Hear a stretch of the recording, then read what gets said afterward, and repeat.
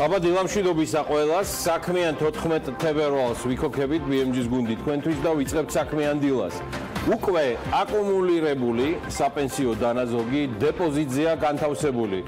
გამოჩნდა ფინანსთა მინისტრი და მანვე დაადასტურა, რომ სპეკულაცია თითქოს დაგროვილი ფული დევს, იკარგება ან ინფლაციას განიცდის. ფინანსთა სამინისტრომ ვალის მართვის სტრატეგია შეიმუშავა, პრემიერ-მინისტრის განცხადებით სტრატეგია ქვეყანას საინვესტიციო რეიტინგის მიღებაში დაეხმარება. სტრატეგიის რა გითხრათ, მაგრამ საინვესტიციო რეიტინგი ნამდვილად გვჭირდება. ამასობაში 2019 წელს აზიურ ფაროსანასთან და სოფლის მეურნეობის კულტურების სოკოვან დაავადებებთან ბრძოლის პროგრამა 45 მილიონი ლარით დაფინანსდება. იანვარში კი საქართველოში და საქართველოდან უბრალოდ გაიზარდა ექსპორტი. იმპორტი შემცირდა. საქსტატის ცნობით 2019 წლის იანვარში საქართველოში საქონლის საგარეო სავაჭრო ბრუნვა წინა წლის შესაბამისი პერიოდის მაჩვენებელზე 1,2%-ით მეტია. ეკონომიკის მინისტრი პარლამენტის დარგობრივი ეკონომიკის და ეკონომიკური პოლიტიკის კომიტეტის ხდომაზე მინისტრის სამინისტროს 2019 წლის სამოქმედო გეგმის შესახებ მოხსენებით წარსდგა. დაგვიანებით დაწყებულ ხდომაზე მინისტრმა ის გეგმა წარადგინა, რომლის შესრულებაზეც პასუხი მისი თქმით 2019 წლის ბოლოს დეპუტატებს შეუძლიათ მოთხოვონ. 1 მარტიდან საქართველო-უკრაინის მოქალაქეებს ორ ქვეყანას შორის მოგზაურობა უკვე ID ბარათების მეშვეობით შეეძლებათ. პრემიერი დარწმუნებულია, რომ ID ბარათებით გამარტივებული მიმოსვლა ხელშეუწყობს ჩვენს ერებს შორის მიმოსვლას, ბიზნეს კონტაქტების გაღრმავებას და ორთავე მიმართულებით ტურისტული ნაკადების ზრდას. მთავრობასა და ჩინეთის სახალხო რესპუბლიკის მთავრობას შორის, ოღონდ მთავრობა პირველი ვიგულისხმება საქართველოს მთავრობა, აგერ ქართული პოლსენი და შესაბამისად ჩინეთის ელჩი. ტექნიკური თანამშრომლობის შესახებ ხელშეკრულება გააფორმეს. საქართველოს ჩინეთის დახმარებით საბაჟო გამშვევი პუნქტებისთვის საინსპექციო სისტემებს შეიწეს. კიდევ ერთი ამბავი, რომელიც დააინტერესებს საქმიანებს, მთავრობა ურეკში, გრიგოლეთსა და ფოთში აზარტული თამაშების განვითარებას წაახალისებს. კონკრეტული დეტალებით სულ მალე თქვენს წინაშე და პოლონური გემბიაკ მიქსტაკი საქართველოში ინვესტირებას გეგმავს. ეს მსხვილი პოლონური საწარმოა და ინფორმაცია გუშინ გვიანღამით ხილხილურელი საწარმოე საქართველოში გაავრცელა.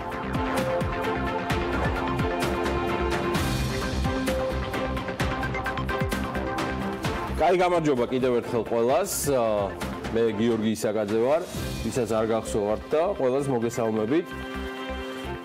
ვისაც ამ დღეებში შევხვდი, მისალმებას დავპირდი მოკითხვით და პატივისცემით. არ დამესახელოთო და კაი ბატონო, ასე მოგესიყვარულებით დასახელების გარეშე, თვითონ ყველას გულისხმობდით. კაი დღე ბარაკა, შემოსავლები, მაგრამ თავარი მაინც ჯანმრთელობაა და კარგად მყავდეთ მინდა ყველა ჩვენი საქმიანები, იდეაში უსაქმურებიც. მოკლედ, ასეთი ამბავია ამხანაგებო. ფოთში საფეხბურთო სტადიონის მშენებლობის პირველი ეტაპი დასრულდა, ნახეთ, რომელიც დასავლეთ ტრიბუნის შიდა და გარე კომუნიკაციების, გასახდელების, საშხაპეების, სათავსოების მშენებლობასა და ტრიბუნის მიმდებარე ტერიტორიის მოწყობას ითვალისწინებდა. ხო და ეს ჩვენი ოქროს ფოთელებიც მალე მიიღებენ მშვენიერ სტადიონს და ინფრასტრუქტურას და ერთი მაგრა არ გირბენიათ და არ გითამაშიათ. ყველაფერი ისე დავგეგმეთ, რომ შანსი არ აქვს, თუნდა გაწყდეთ და მოიგოთ ყველა თამაში შინ თუ გარეთ, რადგან თქვენთვის ამ ახალი საფეხბურთო სტადიონის სამშენებლო სამუშაოებს ტენდერში გამარჯვებული კომპანია ელიტა ბურჯი ახორციელებს. კომპანია კიდევ ვის მფლობელობაშია? ბიძინა ივანიშვილის. ხო და კი გაგაფრთხილეთ ახლა მე გითხარით ნაზრუნი მაქვს ამ ამბავზეო და აღარ იქნება აქ წაგება. მე გაგიბრაზდებიან. თან ამბობენ გაბრაზება მაგარი ისისო. ხო და თქვენ ჯვარი გეწეროთ მეც თქვენთან ერთად და მაგის გაბრაზება იქნება, ისედაც ვედრო ბითუმად ყავს ხალხი გარშემო ნერვებს რომ აწყვიტავენ. და ზემოდან გულშემატკივრების გადარევას გეჩინოთ და ამოიქოქეთ ახლა მაგრა და შებერეთ, როგორც თავის დროზე თქვენმა წინამორბედებმა ნამდვილმა ფოთელებმა არაჩვეულებრივი პირველი მეცხალი შეკრეს ჯანო კახიძის არაჩვეულებრივი ჰიმნის თანხლებით. ხო და აბაულა ძმებო, შევბერეთ.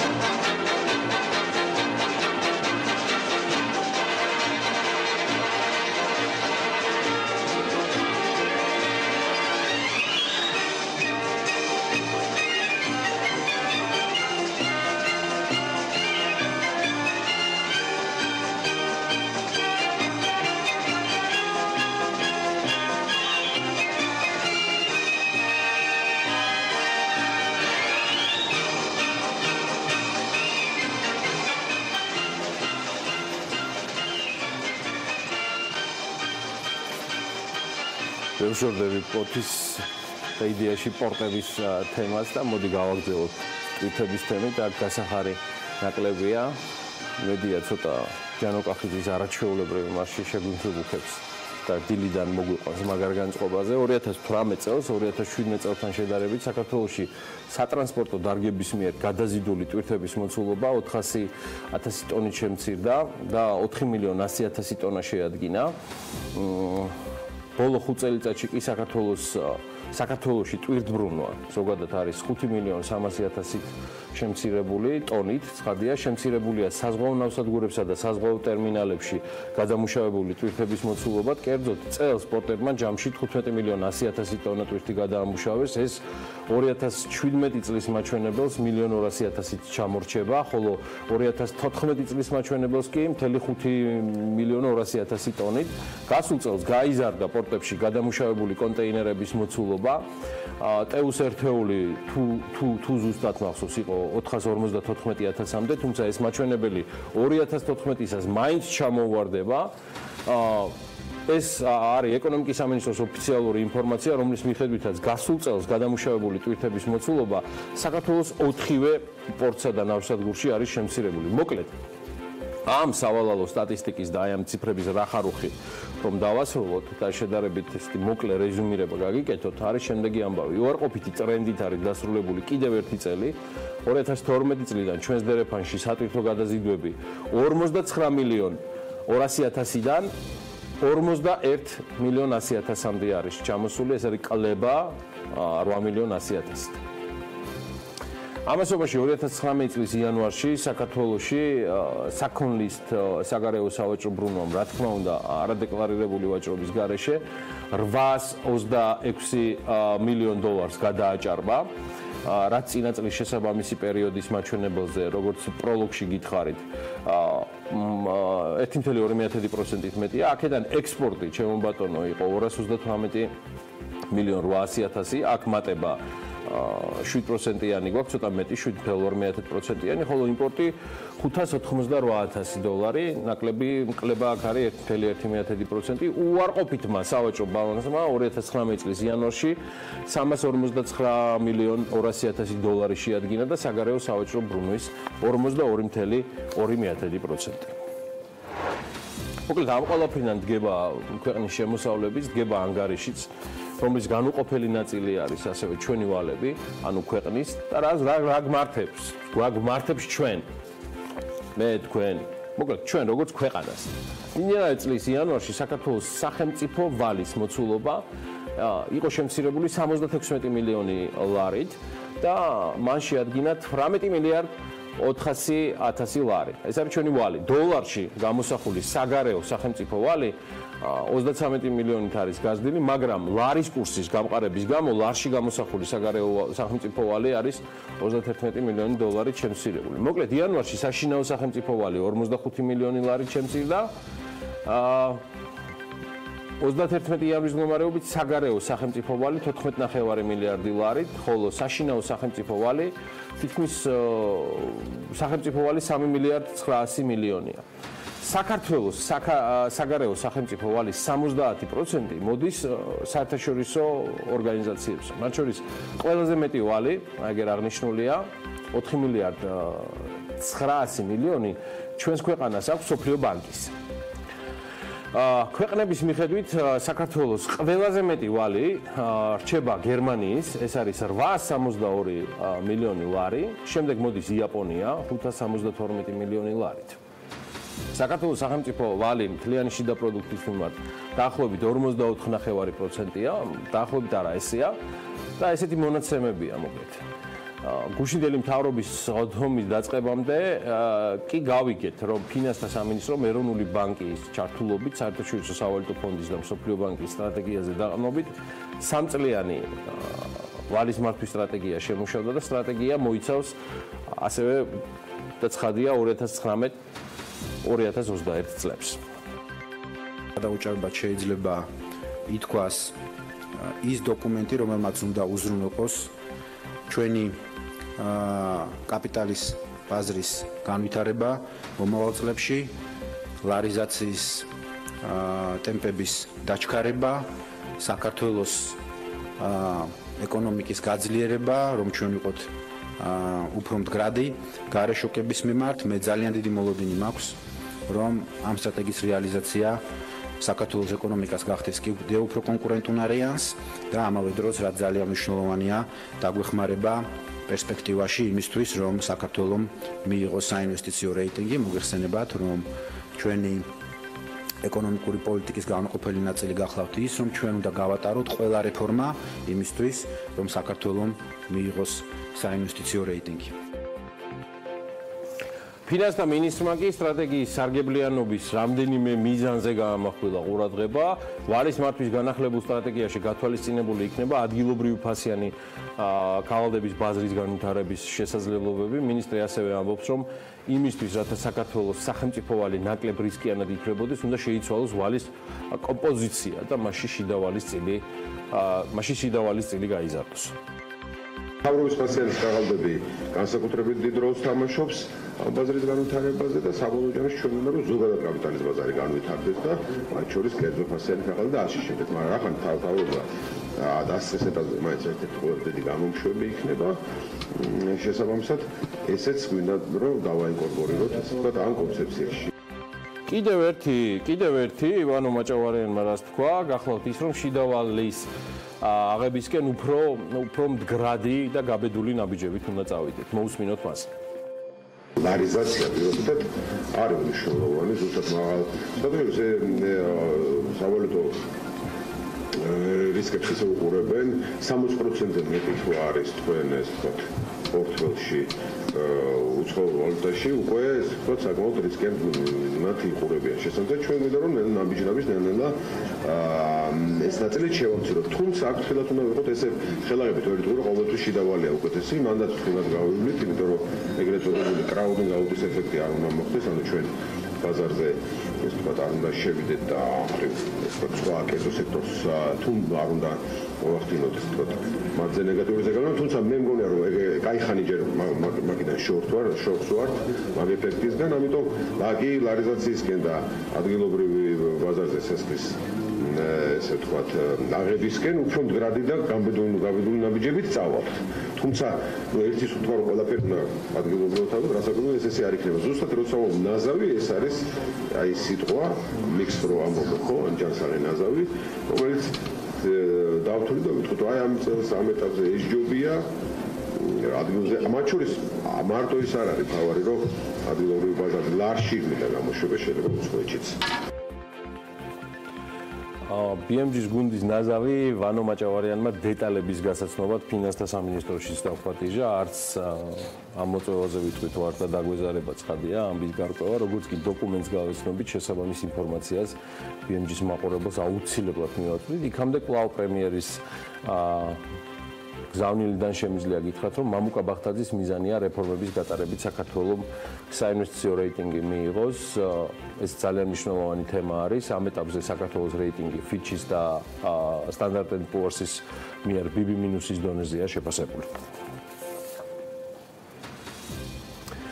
ერთი წმინდა თანხებზე გითხრათ 2018 წელს საქართველოს ნაერთ ბიუჯეტში ეს განსაკუთრებით დაინტერესებს ჩვენს მოქალაქეებს. ეხლა ალბათ ყველაზე მეტად ვოვა პაიჭაძე აღშფოთდება. წელს საქართველოს ნაერთ ბიუჯეტში საგზაო მოძრაობის წესების დარღვევისთვის გადახდილი ჯარიმებიდან 84 მილიონი ლარი შევიდა. ანუ 2018 წელს არის შესული 84 მილიონი ლარი, რაც 2017 წლის მაჩვენებელზე 53%-ით, ანუ 29 მილიონი ლარით მეტია. 84 მილიონიდან 34 მილიონი ლარი სახელმწიფო ბიუჯეტში, ხოლო 50 მილიონი ადგილობრივი მუნიციპალიტეტების ბიუჯეტში აკუმულირდა.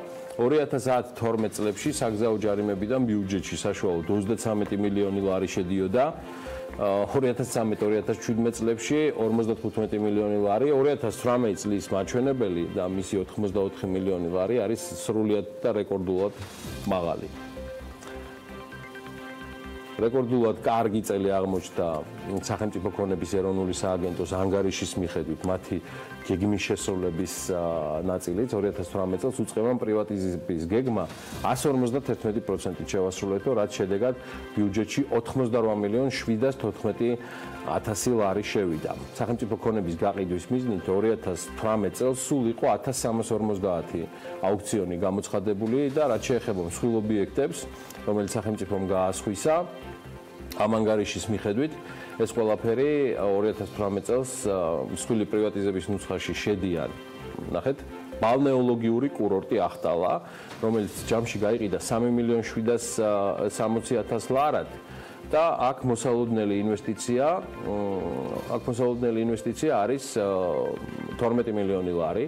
ბორჯომში ბალნეოლოგიურ კურორტ ლიბანში მდებარე ყოფილი სანატორიუმი 1,03,000 ლარად გაიყიდა, მაგრამ ინვესტიციას ელიან 8 მილიონს.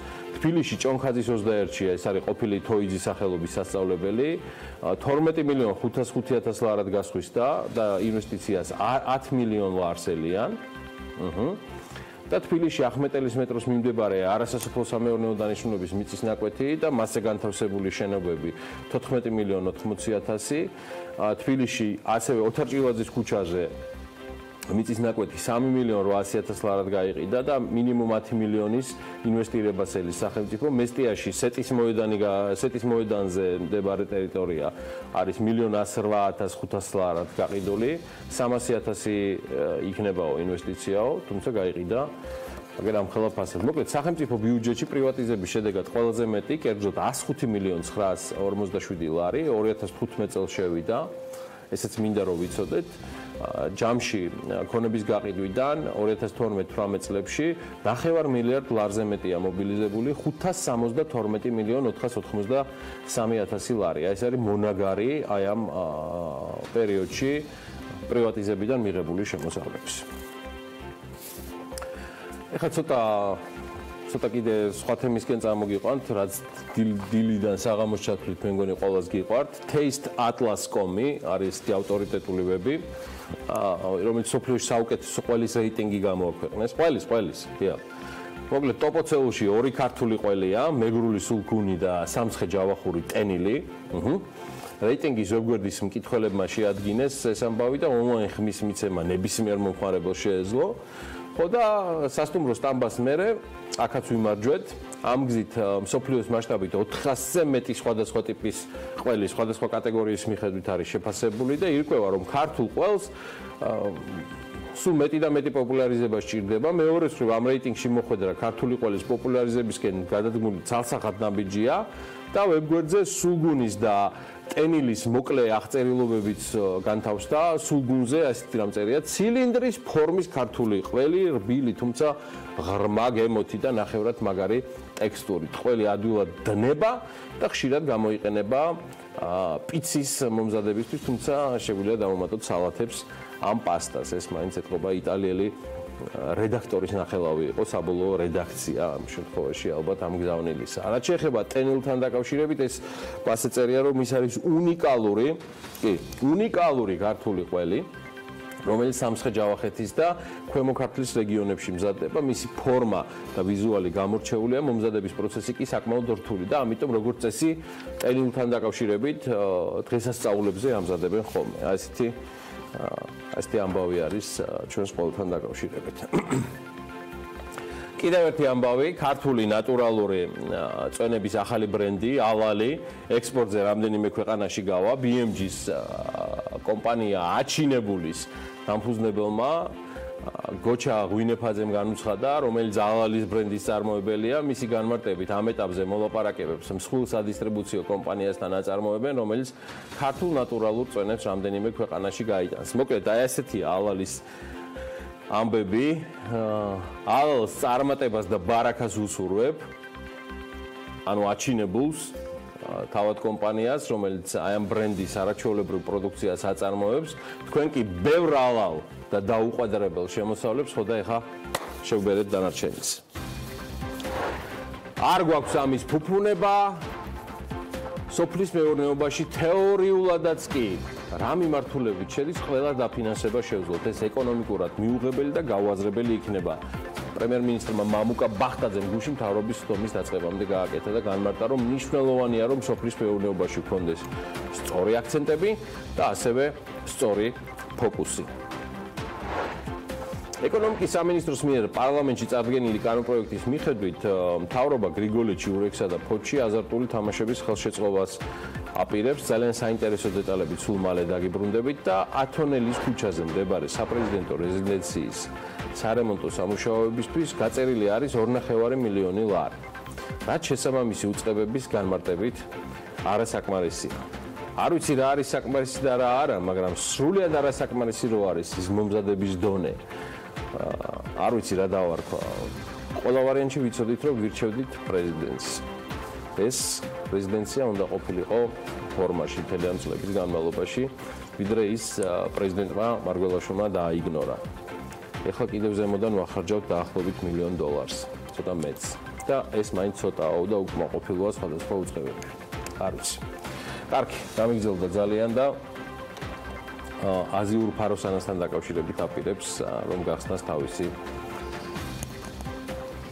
ბიზნეს სიახლეები ანა ლაპიაშვილმა. რატო გადაწყვიტა, რომ ფაროსანათი დაიწყოს, ამას თავად გვეტყვის. მაშინ ალბათ გითხარი რა პრეტენზია აქვს ფაროსანასთან და პრეტენზია?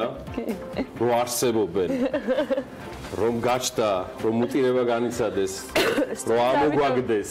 სწორედ ამიტომ არის მნიშვნელოვანი მათ შორის ბიზნეს სიახლეებში მათთან დაკავშირებით სიარული. ფაროსანას გულისხმობ, რა თქმა უნდა, წელს აზიურ ფაროსანასთან ბრძოლისათვის 45 მილიონი ლარი დაიხარჯება. ოღონდ იმათზე არა, გიორგი, რომ ახლა ახსენებდა. პრემიერ-მინისტრის ინფორმაციით, სოფლის მეურნეობის სამინისტრო სოკოვანი დაავადებების ამოფხრის კუთხითაც იმუშავებს, რაც ბახტაძის ვარაუდით ხილის საექსპორტო პოტენციალს ძველ პოზიციებამდე დააბრუნებს. მამუკა ბახტაძემ სოფლის მეურნეობის პროდუქციის საექსპორტო პოტენციალზე ისაუბრა გუშინ და თქვა, რომ სწორი აქცენტების გაკეთების შემთხვევაში ექსპორტის სტატისტიკა მომდევნო წლების განმავლობაში მნიშვნელოვნად გაიზრდება. 2019 წლის პროგრამის მიხედვით ჩვენ დაახლოებით 45 მილიონი ლარით დავაფინანსებთ ამ პროგრამას და ამასთან ერთად სოფლის მეურნეობის სამინისტროს აქვს დავალება მიცემული, რომ ჩვენ ამ პროგრამით მოვიცვათ არა მხოლოდ აზიური ფაროსანა, როგორც გამოწვევა, არამედ იქ სხვა პრობლემებიც არის სოკოვან დაავადებთან დაკავშირებით და დარწმუნებული ვარ, რომ პროგრამის წარმატებული რეალიზაციის შემდეგ ჩვენ დავიბრუნებთ და პირიქით გავზდით იმ საექსპორტო პოზიციებს, რომელიც გვქონდა ჩვენ 2 წლის უკან. მთავრობის ხდომის დაწყების წინ გუშინ პრემიერთან ვიკითხეთ, უნდა ველოდოთ თუ არა იანვრიდან ამოქმედებული დაკრედიტების შეზღუდვის გადახედვას, რაზეც მამუკა ბახტაძე ამბობს, რომ არ ეთანხმება მოსაზრებას, თითქოს ჭარბვალიანობასთან ბრძოლა შესაძლოა ჯანსაღი დაკრედიტების შემაფერხებელი გახდეს. მამუკა ბახტაძის თქმით, ჭარბვალიანობა სასწრაფოდ მოსათოკი იყო, რადგან შესაძლოა ქვეყნისათვის სისტემური გამოწვევა გამხდარიყო. დაკრედიტების შეზღუდვა, მათ შორის იპოთეკური სესხების და განვადებების მნიშვნელოვანი კლება, რამდენად გადაეცა ბიზნესს და შემდეგ ქვეყნის ეკონომიკას ჯერ უცნობია. ბახტაძეს მიაჩნია მაგალითად, რომ ჯერ დაზუსტებულ სტატისტიკურ მონაცემებს უნდა დააველოდოთ. პრემიერის ნარატივი გააგრძელა ფინანსთა მინისტრმა მას შემდეგ, რაც უკვე მთავრობის ხდომის დასრულების შემდეგ სწორედ ივანე მაჭავარიანთან დავსვით იგივე კითხვა და საპასუხოდ მან თქვა, რომ რა გავლენა იქონია დაკრედიტების შეზღუდვამ ამაზე მსჯელობისათვის ერთი თვის მონაცემები სტატისტიკურად უბრალოდ არ არის საკმარისი. მაჭავარიანი აღნიშნავს, რომ მართალია ეს რეგულაციების მომხრე არ არის, თუმცა ფიქრობს, რომ მედიით გაჟღერებული ინფორმაცია დაკრედიტების ცვლილებით, მაგალითად დეველოპერულ სექტორზე ასახული გავლენის მოცულობისა მაინც გადაჭარბებულია. თქვენიც რომ მე დიდი მოყარული არ ვიყავი არადროს რეგულაციებს, ამ ნაწილში ეს თქვა უფრო ეს თქვა ლიბერალური მიდგომა მქონდა, განსაკუთრებით უძრავ ქონებას როცა შეეხება. თუმცა საბოლოო ჯამში ყველამ ერთად გავენაწილეთ ეს პასუხისმგებლობა. მე მგონია რომ არ გვაქვს საკმარისი ინფორმაცია, რომ ვთქვათ რა დოზით არის ეს თქვა ეს ეფექტი რა დოზით მატერიალის და სამოხმარო ნაწილში მე ასე თუ ისე არ ვიქნებ დამოტვირთვას არ ხედავ და არ მიმაჩნია რომ ეს ნეგატივია, თუმცა რაც შეეხება უძრავ ქონებას და დეველოპერებს ძალიან ვთქვათ ხილად და ეროვნული ბანკი ამას ესე ვთქვათ მინდა გითხრათ რომ ძალიან დეტალურად ადევნებს თვალყურს, მართლა გვაყოლია ჯერ მონაცემი რომ დავასკვნოთ და გავზომოთ თუ ამ რეგულაციამ რა ეფექტი მოახდინა. მთავრობა გრიგოლეთში ურეკსა და ფოთში აზარტული თამაშების განვითარებას ხელს შეუწყობს. ეკონომიკისა და მდგრადი განვითარების სამინისტროს კანონპროექტში აღნიშნულია, რომ პროექტი ამ ტერიტორიებზე სამურინეს მოწყობის სანებართო მოსაკრებლის განსხვავებული განაკვეთით დაბეგრვას გულისხმობს. ამასთან სანებართო მოსაკრებლის გადახდისაგან გათავისუფლებას ახლა დაშენებული არანაკლებ 40 ნომრიანი სასტუმროს ტერიტორიაზე სამურინოს მოწყობის შემთხვევაში ნებართვის გაცემიდან 10 წლის განმავლობაში. ამ კანონპროექტის განმარტებით ბარეთში აღნიშნულია ისიც, რომ კანონპროექტის მიღება დაბა გრიგოლეთში, დაბა ურეკსა და ქალაქ ფოთში აზარტული თამაშების ბაზრის სიმწირის გამოსწორებას ისახავს მიზნად. პოლონური კომპანია მიწის საქართველოში მსხვილი ინვესტიციის განხორციელებას აპირებს. სააგენტო საწარმოო საქართველოში ინფორმაციით, კომპანია ქუთაისში სამშენებლო და საგზაო ინფრასტრუქტურისათვის საჭირო პროდუქციის მწარმოებელი ქარხნის აშენებას გეგმავს. სიახლის შესახებ ბიზნეს ფორუმი Doing Business in Georgia's დროს გახდა ცნობილი, რომელიც პოლონეთში გაიმართა. ამ ფორუმის ფარგლებში ორმხრივი შეხვედრები პოლონურ კომპანიებთან იყო.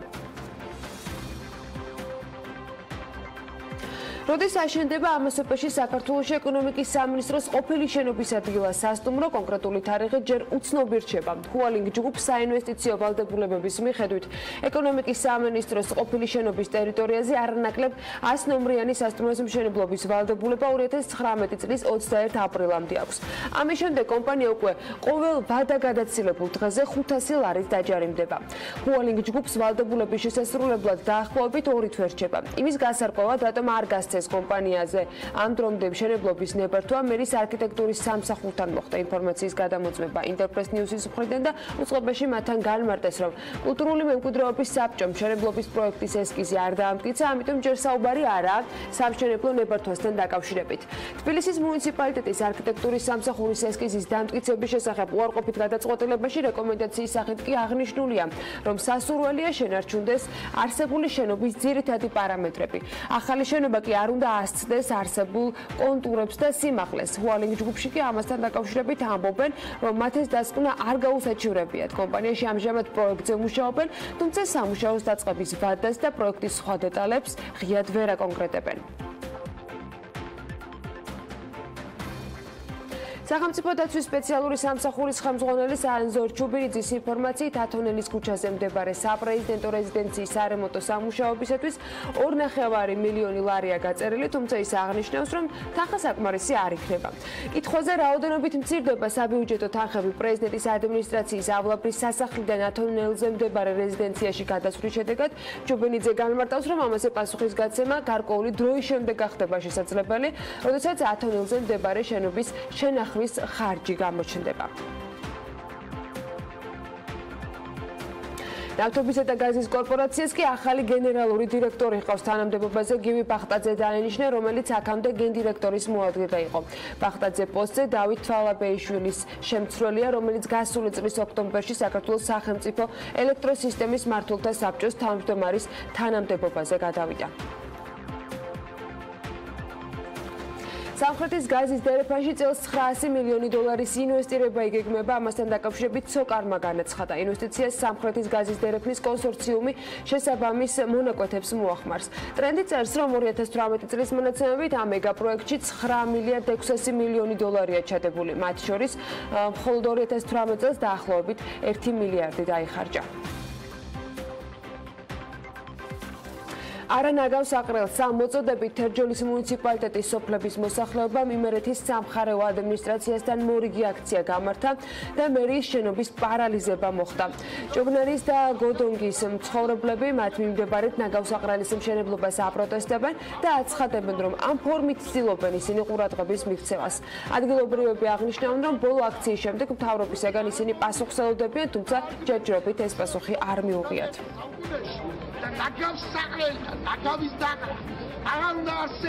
საგარეჯოს მუნიციპალიტეტის სოფელ პატარძელუში კი გიორგი ლეონიძის სახლ-მუზეუმთან მისასვლელი გზის რეაბილიტაცია მიმდინარეობს. სპექტრი ჯისთან საგარეჯოს მერის პრესსამსახურში განმარტავენ, რომ სამუშაოები ადგილობრივი ბიუჯეტიდან 52,801 ლარით ფინანსდება.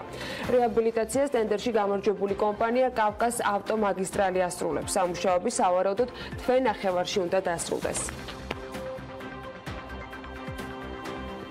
სამუშაოების დასრულების შემდეგ ალბათ ეს მიმართულება ტურისტებისთვისაც საინტერესო იქნება, მაგრამ არ ვიცი, რამდენად უნდა ველოდოთ უახლოეს მომავალში, მათ შორის აქტიურად საერთაშორისო გამოცემებისაგან მასზე რაიმე ინფორმაციის მომზადებას. ამაგრად რაც უკვე მომზადდა, შემიძლია გაგიზიაროთ. ბრიტანულმა სამოგზაურო ჟურნალმა საქართველოს საუკეთესო 19 ტურისტულ მიმართულებას შორის დაასახელა და საქართველოსთან ერთად დასახელებულია იაპონია, შრი-ლანკა, მალდივები, კანადა, ბულგარეთი, დანია და სხვა ქვეყნები. სტატიის ავტორი აღწერს თბილისს და საქართველოს სხვადასხვა ქალაქებს. როგორ? ამას ნილო გურაშვილი გაგვიზიარებს. სად და რატომ უნდა ვიმოგზაუროთ 2019 წელს? სწორედ ამ სათავით ერთ-ერთმა ბრიტანულმა სამოგზაურო ჟურნალმა 19 ტურისტული ქვეყნის ჩამონათვალი გააკეთა, რომელთა შორის ერთ-ერთი საქართველოა.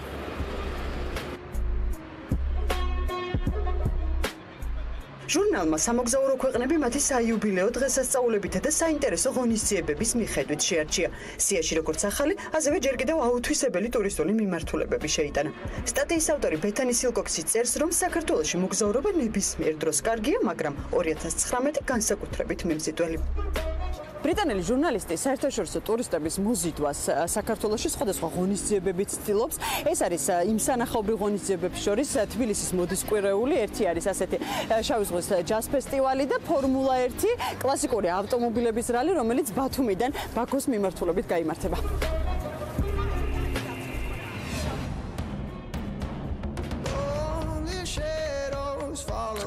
ეს არის კიდევ ერთი მიზეზი, რის გამოც საქართველოს უნდა ეწვიო. გაზაფხულზე BBC საქართველოში ახალ ისტორიულ დრამას Gentleman Jack's გადაიხებს. ფილმი მე-19 საუკუნეში მოღვაწე ცნობილ ბრიტანელ მოგზაურს ენ ლისტერს ეძღვნება, რომელმაც მთელი საქართველო შემოიარა და ბოლოს ქუთაისში გარდაიცვალა.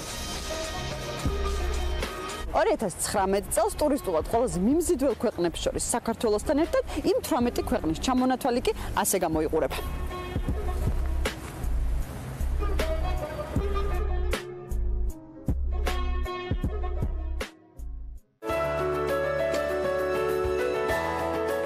ამინდის პროგნოზის სპონსორია დეველოპერული კომპანია ორიონ ჯგუფი.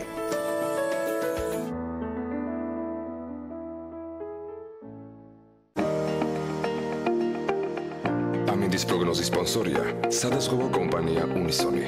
თავისუფალი დაზღვევა თქვენი სიმშვიდისათვის.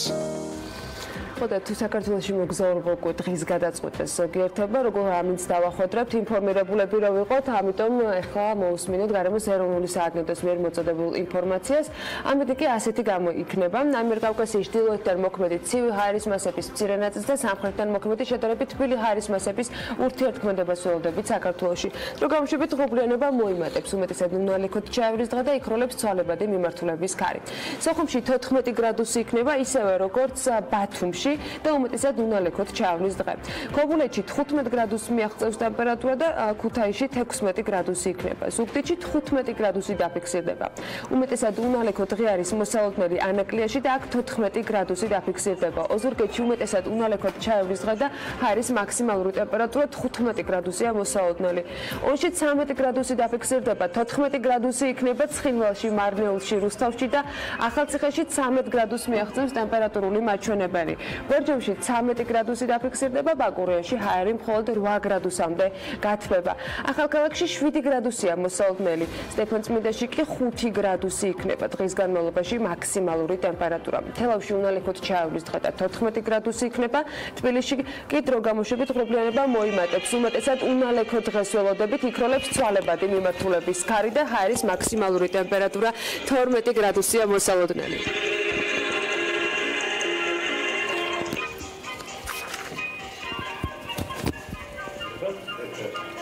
ეს ამით იქნება დღევანდელ დღეს 14 თებერვალს საქართველოში და არა მხოლოდ საქართველოს მასშტაბით ძალიან საინტერესო ამბები გონდება. საქმიანი დილის ეთერში მოკლედ დაგვალოდეთ რეკლამის შემდეგ პირველ სტუმარს უმასპინძლებთ და ვიწყებთ დღევანდელ დღეს ძალიან საინტერესო საქმიან დილას.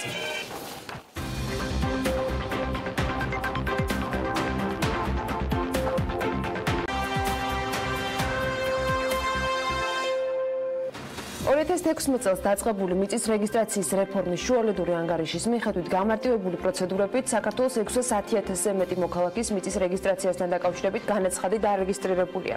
თია წულუკიანის ანგარიშის თანახმად ჯამურად რეფორმის ფარგლებში რეგისტრირებული მიწის ნაკვეთების ფართობი 301,000 ჰექტარს აღემატება. რეფორმის ფარგლებში რეგისტრირებული მიწის ნაკვეთების რაოდენობით იმერეთი, კახეთი და შიდა ქართლი ლიდერობენ. მოდით გადავხედოთ მონაცემებს სრულად მოკლე სიუჟეტით, რომელიც თათია ჩაფიჩაძე მოგვიმზადა და შემდეგ უკვე სტუმართან ერთად შემოგვიერთდება.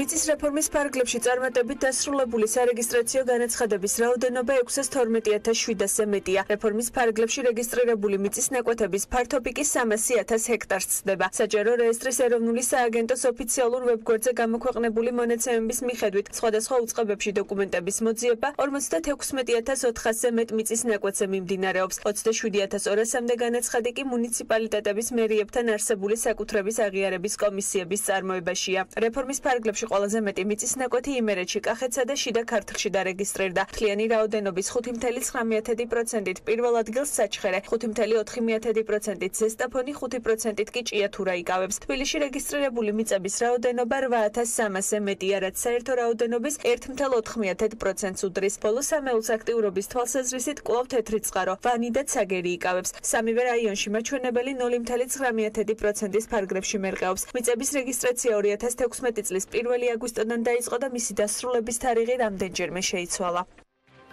რიცხვები მნიშვნელოვანი მაშინ არის, როდესაც მათი შეფასება კონტექსტუალურად ხდება, ჯამში რა სამუშაო ჩატარდა, რა პროცედურებია დარჩენილი და რა მოცულობით იქნა ეს სამუშაო გატარებული. ამაზე თათია ჩაფიჩაძე უკვე სტუმართან ერთად ისაუბრებს. ვახტანგ ბოხაშვილი საჯარო რეესტრის ეროვნული სააგენტოს იურიდიული დეპარტამენტის ადმინისტრაციული წარმოების სამსახურის უფროსი შემოგვიერთდა. მასთან ერთად მოგესალმებით დილამშვიდობისა. დილამშვიდობისა. კიდევ ერთხელ დიახ, ნამდვილად მნიშვნელოვანია ამ რეფორმის ფარგლებში განსაკუთრებით ჯამში რა სამუშაო გაწია საჯარო რეესტრმა და სახელმწიფომ ზოგადად, რადგანაც გვახსოვს ყველამ, რომ 2016 წელს როცა დაიწყო რეფორმა, მთავარი საკითხი იყო, რომ სულად აღრიცხული იყო, ასე ვთქვათ, საქართველოში არსებული მიწების რაოდენობა. მოგესალმებით კიდევ ერთხელ ბატონო ვახტანგ, თუ შეგვიძლია დღეს რა ვთქვათ, ჩვენ რამდენიმე ცდილობის მიუხედავად არ ვერ მივიღეთ ინფორმაცია 25%-ის მიღმა, ვთქვათ, რაც რეფორმის დაწყებამდე იყო დარეგისტრირებული, რამდენმა დაირეგისტრირა ჯამში, პროცენტული რაოდენობა თუ შეგიძლიათ ვთქვათ და როგორია გადანაწილება, ვთქვათ, საქართველოს სხვადასხვა რეგიონების მიხედვით. მოგესალმებით თქვენს მაყურებელს. აღნიშნული მიწის რეგისტრაციის რეფორმა არის საკმაოდ რთული და კომპლექსური საკითხი. აქ არის ჩართული არა მარტო მარეგისტრირებელი ორგანო, აქ არის ჩართული თითქმის ყველა სახელმწიფო უწყება, სადაც შესაძლებელი ინახებოდეს ინფორმაცია მიწის ნაკვეთებთან დაკავშირებით. ჯამში დღეის მდგომარეობით დაახლოებით შეგვიძლია ვთქვათ, რომ დასარეგისტრირებელი კერძო საკუთრებაში არსებული ნაკვეთების 55% დაახლოებით უკვე რეგისტრირებულია. სურათი იცვლება თქვა ჩვენ ნახეთ სიუჟეტშიც რომ საჩხერე და ზოგადად იმერეთია პირველ ადგილას. თუ შევხედავთ მონაცემებს რეფორმის დაწყებამდე და შემდგომ პერიოდში ეს სურათია თქვა იმერეთია მოწინავე თუ თქვა ამ შემთხვევაში სხვანაირია მდგომარეობა სად უფრო მეტი მიწის ნაკვეთია დარეგისტრირებული და რომელი რეგიონებია ყველაზე პრობლემური ამ მიმართულებით და რა კონკრეტული ხარვეზები არსებობს? ზოგადად იმერეთი, კახეთი და შიდა ქართლი ლიდერობს რეგისტრაციების რაოდენობის კუთხით. ეს გამომდინარე იქიდან რომ ამ რეგიონებში მიწების ნაკვეთების რაოდენობა, სასოფლო-სამეურნეო მიწების რაოდენობა შედარებით ბევრია. აქ საუბარია ასევე იმაზე, რომ მიმდინარეობს როგორც სპორადული რეგისტრაცია, ასევე სისტემური რეგისტრაცია. სპორადული რეგისტრაციის შემთხვევაში თავად მესაკუთრემ უნდა მომართოს საჯარო რეესტრს, შემოიტანოს განცხადება, წარმოადგინოს აზონითი ნახაზი და ამ ეტაპზე მთელი ეს პროცესი მეტწილად არის დამოკიდებული თავად მესაკუთრის ნებაზე, ხომ?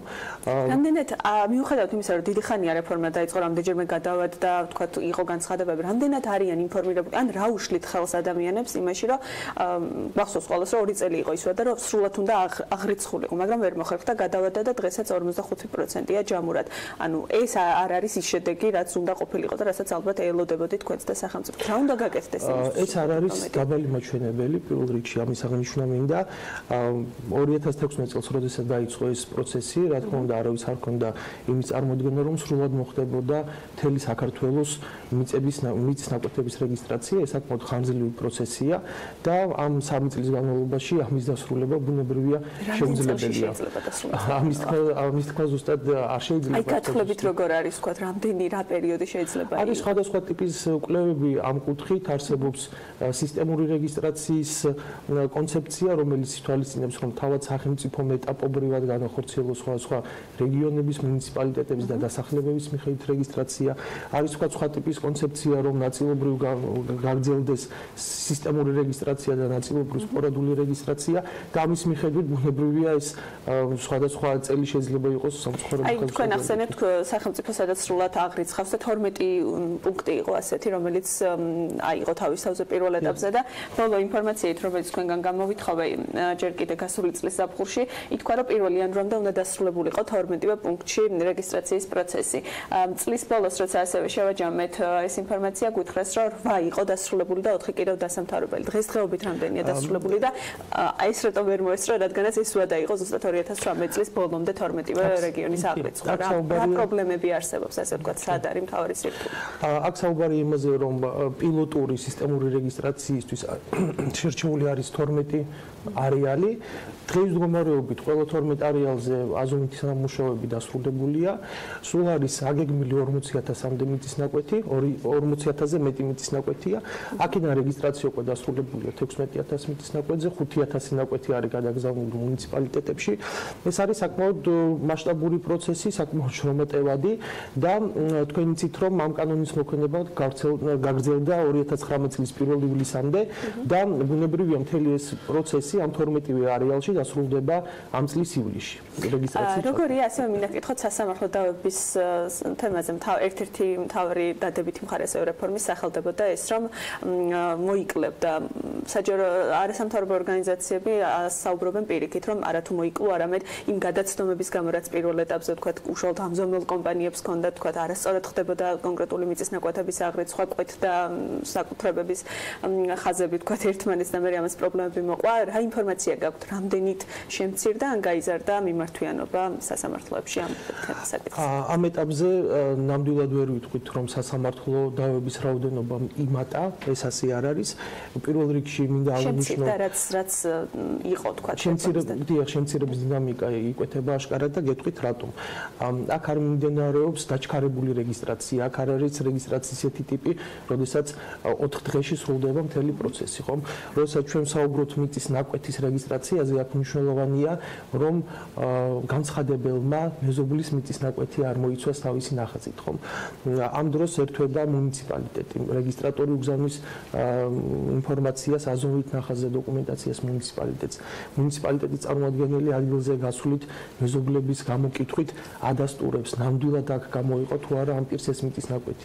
ეს ყველაფერი უზრუნველყოფს იმას, რომ ხდება არა დაჩქარებული, არამედ ხარისხიანი რეგისტრაცია, ესეთი ტიპის რეგისტრაცია, რომელიც გამორიცხავს მომავალში ქონებრივ დავებს, ეგრეთ წოდებულ ზედების და გადაფარვის დავებს და 1%-ზე ნაკლები ეს ასე ხდება ყველა შემთხვევაში, ანუ ასე მიდიან და ასე ხდება შემოწმება. პირადი მაგალითებიც გვაქვს არ შემოწმება ბევრი, როცა არავის არაფერი არ უკითხავს, ასე ვთქვათ, ისე მოხდა აზომა, მე როცა მოგვიანებით ადამიანებმა გადაწყვიტეს, რომ მე დაერეგისტრირებინათ მიწის ნაკვეთი, აღმოაჩინეს, რომ 2 წლის წინ როცა რეფორმა დაიწყო, დარეგისტრირება მოხდა, ვთქვათ, ადგილზე მოსვლის გარეშე, შემოწმების გარეშე და ასე დასრულდა, მე მეორე მხარეს უწევს სიარული მას გარკვევა და თვეობით იწელება. ეს ხანდახან წლებითაც კი თქვენ რა ინფორმაცია გაქვთ და რა შეიძლება უპასუხოთ, ვთქვათ, აი ამ ტიპის პრობლემებსაც არსებობს. სიმოსრე ჩვენს ყველა კი, უშუალოდ მე ვერ ვიტყოდი, რომ ამ 3 წლის განმავლობაში რეგისტრირებული ნაკვეთები უშლის ხელს სხვა მესაკუთრეების უფლების რეგისტრაციას. ძირითადად ზედების და გადაფარვის დავები იკვეთება 2016 წლამდე არსებულ რეგისტრაციებთან მიმართებით. დოკუმენტაცია ყოველთვის ბუნებრივი არ იგზავნება მუნიციპალიტეტებში. მუნიციპალიტეტში დოკუმენტაცია იგზავნება მაშინ, როდესაც რეგისტრატორი ვერ დარწმუნდება, რომ ნამდვილად არის აზომილი ის მიწის ნაკვეთი, რომელიც პირს მიწის რეფორმის დროს გამოიყო, ხომ? თორემ თუ მაგალითად პირს აქვს მიღება ჩაბარების აქტი, სადაც მითითებულია 3 ან 4 მეზობელი და მდებარეობით ნაკვეთი მართლაც ამ მდებარეობით არის საზომილი, ეს დოკუმენტაცია ბუნებრივია არ საჭიროებს მუნიციპალიტეტში გადაგზავნას. მაგრამ როდესაც საუბრობთ თქვათ სასოფლო-სამეურნეო სავარგულებზე, სადაც ყარი მიჯნები არ არის და ასე შემდეგ, იქ უკვე შესაძლებელია დაგვჭირდეს მუნიციპალიტეტის დახმარება მიწის ნაკვეთის მდებარეობის სიზუსტის დადგენის მიზნებისთვის და ამ ეტაპზე, როდესაც მაგალითად არის ზედების შემთხვევები, ეს საქმეები ეგზავნება მედიატორ ნოტარიუსებს. დღევანდელი მდგომარეობით უკვე 1500-ზე მეტი მედიაცია დასრულდა წარმატებით, ეს არის 1500-ზე ნაკლები სასამართლო დავა და მედიაციის პროცესიც საკმაოდ შრომატევადი პროცესია და ნოტარიუსები ცდილობენ მოარიგონ მოდავე მხარეები. აუხსნან, რომ მთელ რიგ შემთხვევაში ეს გამოწვეულია ძველი ელექტრონული ხაზების არასწორი დატანი თავის დროზე, არასწორი აზომითი ნახაზებით, ხომ? იყო შემთხვევები ადრე, როდესაც ამზომველები საერთოდ არ გადიოდნენ ადგილზე და ოფისიდან ხდებოდა აზომითი ნახაზების 2016 წლის შემდეგაც ბატონო ვახტანგ, როცა არც მიდიოდნენ და არც ხდებოდა კონტროლი. უშუალოდ თქვათ პირადი გამოცდილება გვალაპარაკებს ამ ყველაფერს და გარშემო არსებული მაგალითები, როცა ისე მოხდა დარეგისტრირება, როცა არც კი მივიდნენ ადგილზე და მე როცა გადავწყვიტეთ, რომ ჩვენ თვითონ გავგეკეთებინებთ და მოხდა, ეს აღმოჩნდა, რომ ძალიან დიდ პრობლემებთან და თვეობით და თითქმის წლებთან იყო. რატომ ხდება, თქვათ, ანუ რამდენი ხანი ჭირდება თითოეული ნაკვეთის დარეგისტრირებას და რატომ ჭიანურდება ეს, რომ ერთ-ერთი მთავარი კითხვა და თქვათ შენიშვნა მოქალაქეებს მხრიდან უკავშირდება ამასაც, რომ ძალიან ბევრი ხანი, დიდი ხანი მიმდინარეობს ეს პროცესი, რასთან არის დაკავშირებული მესმის, რომ თქვათ საბუთების მოძიება და ეს ძველი პროცესია და დიდი ხნის ალბათ დროს საჭიროებს, მაგრამ დაახლოებით რა პერიოდი ჭირდება და რამდენი ხანი გრძელდება თითო პროცესი. პირველ რიგში პირველ ნაწილს შევეხები, რაც ეხება არასწორად აზომილ მიწის ნაკვეთებს, ახალმა კანონმდებლობამ საჯარო რეესმის საუფლება ადგილზე გადაამოწმოს წარმოდგენილი აზომითი ნახაზი და იყო შემთხვევები, როდესაც საჯარო რეესმა გადაამოწმეს აზომითი ნახაზები და იმის გამო, რომ ის არ იყო შედგენილი სწორად და არ შეესაბამებოდა ადგილზე არსებულ მდგომარეობას, რეგისტრატორმა პირდაპირ უარი უთხრა დაინტერესებულ პირებს ასეთ რეგისტრაციაზე და შემდგომში დაინტერესებულ პირებს მოუწიათ ხელახლა შეეკვეთათ აზომითი ნახაზი, რომელიც იქნებოდა რეალურ მდგომარეობასთან შესაბამისი. ამ კუთხით მარეგისტრებელ ორგანოს ბუნებრივი აქვს კონტროლის ბერკეტი და ამ კონტროლს ახორციელებს. რაც შეეხება ცალკეულ მიწის ნაკვეთთან დაკავშირებულ წარმოების ვადას, ეს არის ინდივიდუალური. ეს არის დამოკიდებული თავად საქმის შინაარზე, ხომ? არის შემთხვევები, როდესაც საქმეში არის მხოლოდ 1 ან 2 უფლების დამდგენი დოკუმენტი, ეს დოკუმენტი იძლევა სრულყოფილ ინფორმაციას ნაკვეთის მესაკუთრის, ასევე მისი მდებარეობის შესახებ და ასეთი რეგისტრაცია ზოგადად სრულდება მალევე 4 სამუშაო დღეში. მაგრამ საქმეების უმეტესობა არის ისეთი, რომ საქმე საჭიროებს კომპლექსურ კვლევას. პირველ რიგში საჯარო რეესტრი ითხოვს ინფორმაციას ეროვნული არქივიდან. მაგალითად, თუ პირს აქვს მიღება ჩაბარების აქტი, ეს არ ნიშნავს, რომ მესაკუთრი არის მხოლოდ ის პირი, ვინც ამ აქტში წერია. ეს მიწის ნაკვეთები გამოიყო კომლს, ხომ? შესაბამისად, რეგისტრატორს აქვს გამოსაკვლევი კომლის მდგომარეობა. ძიმე მემკვიდრეობის შედეგი ამ. არის შემთხვევები, როდესაც დოკუმენტებში არის მთელი რიგი ხარვეზები, აკლიან ბეჭედი, ან ხელმოწერა და ასე შემდეგ. ასეთ შემთხვევაში შეიძლება ჩვენ გადგეს საგადასახადო დოსიები, რაც შემოსავლების სამსახურში ინახება. და ასეთ შემთხვევაში ვადა რამდენი ხანია? ზოგადად ჩვენ ვიღებთ 10 სამუშაო დღის ვადაში პასუხს სხვა უწყებებიდან. ეხლა თუ მოხდა ისე, რომ პირს ფაქტობრივად უფრო დიდი მიწის ნაკვეთი უკავია და ასეთი თქვათ უფრო დიდი მიწის ნაკვეთი იქნა აზომილი და არ ყოფნის დოკუმენტი, იქ უკვე ხდება რეგისტრაცია ნაკვეთის იმ ნაწილი, სადაც დოკუმენტი საკმარისია, დანარჩენი ნაწილი ეგზავნება აღიარების კომისიას, ხომ? აღიარების კომისიაში გადაგზავნილი საქმეების რაოდენობა საკმაოდ ბევრია და ჩვენ საჯარო რეესტრით მოქალაქეებთან ერთად ველოდებით აღიარების კომისიის გადაწყვეტილებას. ასევე მინდა გითხოთ ხარჯთან დაკავშირებით. სამთავრობო სექტორის მთავარი კითხვაც ასევე როგორც მედიის უკავშირდება, რა ხარჯი გაწია სახელმწიფო თქვას ამ რეფორმის ფარგლებში, რამდენად ძვირი ჯდება ეს პროცედურა უშუალოდ სახელმწიფოს მოქალაქეებისთვის ცალკე აღებულად, რომ უშუალოდ ძალიან ბევრი დაგვიჯდება. თქვენ შემთხვევაში სახელმწიფოს რამდენად ძვირი უჯდება ეს ყველაფერი? შედეგები და ხარჯები რო შევაჯამოთ. დაახლოებით აქ ხარჯი არის ჩვენ შეგვიძლია ვისაუბროთ იმ თანხაზე, რომელიც დაზოგა თავად მოქალაქემ მთელი ამ პერიოდის განმავლობაში. ეს საუბარია დაახლოებით 33 მილიონ ლარზე მეტი ამ პერიოდის განმავლობაში, ჯამურად რომ ვთქვათ. მთელი ეს პროცესი მოქალაქისთვის არის სრულიად უფასო და უსასყიდლო, მას არ უწევს ვთქვათ ეროვნული არქივისთვის თანხის გადახდა, სხვა ტიპის იგივე სანოტარო მედიაცია ევროპის სახელმწიფოებში არის საკმაოდ ძვირადღირებული სერვისი, ესეც უფასოდ ხორციელდება. აღიარების მიწის ნაკვეთის აღიარების შემთხვევაში მუნიციპალიტეტისთვის არ ხდება თანხის გადახდა, როგორც ეს ადრე ხდებოდა, ეს პროცესიც უფასოა. ამიტომ კომპლექსურად ორიენტირი აღებულია იმაზე, რომ მოქალაქემ დაზოგოს თანხა, მოქალაქისთვის იყოს ეს პროცესი შეღავათიანი და მძიმე ტვირთად არ დააწვეს და პირიქით ეს ემსახურება რეგისტრაციის წახალისებას, ემსახურება იმას, რომ მომართვიანობა გაიზარდოს და რა შეიძლება მეტი მიწის ნაკვეთი დარეგისტრირდეს ამ პერიოდში. სახელმწიფოს ხარჯზეც რო თქვა, მესმის რომ მოქალაქეებისთვის კომფორტულია, სახელმწიფოსთვის რამდენად ძვირია, რა არის ის თანხა, რასაც სახელმწიფო იღებს ამ რეფორმის ფარგლებში? აქ აი როგორც გითხარით, ეს არის გამოთვლილი არის ის თანხა, რომელიც იქნა დაზოგილი მოქალაქეების მხრიდან. ეს არის დაახლოებით 33 მილიონი ლარი, რაც არ გადახდილა.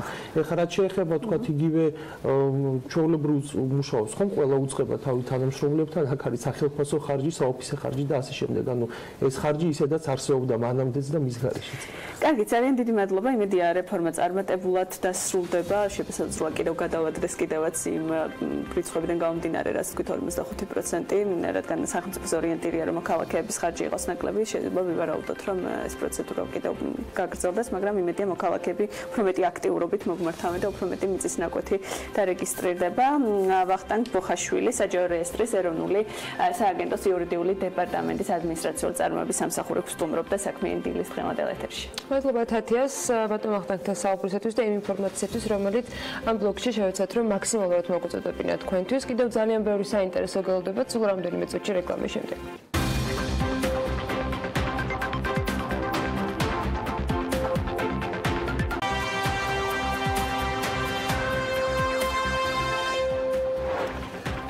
გურიის სამ სოფელში 4.5 მილიონი ლარი დაიხარჯა, საუბარია ჯუმათზე, ძიმითსა და ლაითურზე. მაგრამ აქ მცხოვრებ ოჯახებს მთავრობა წყალს დაჰპირდა, მაგრამ დაჰპირდა ერთია. დღემდე მათი ონკანები მაინც დამშალია. რატომ? იმიტომ რომ შესრულებული სამუშაოები თავიდანვე არ იყო ეფექტურად დაგეგმილი, შემდეგ კი დასრულებული პროექტების ხარისხიც არავის შეუმოწმებია. შესაბამისად, ხან მილების კდებოდა, ხან საკაჩის სადგური ითიშება.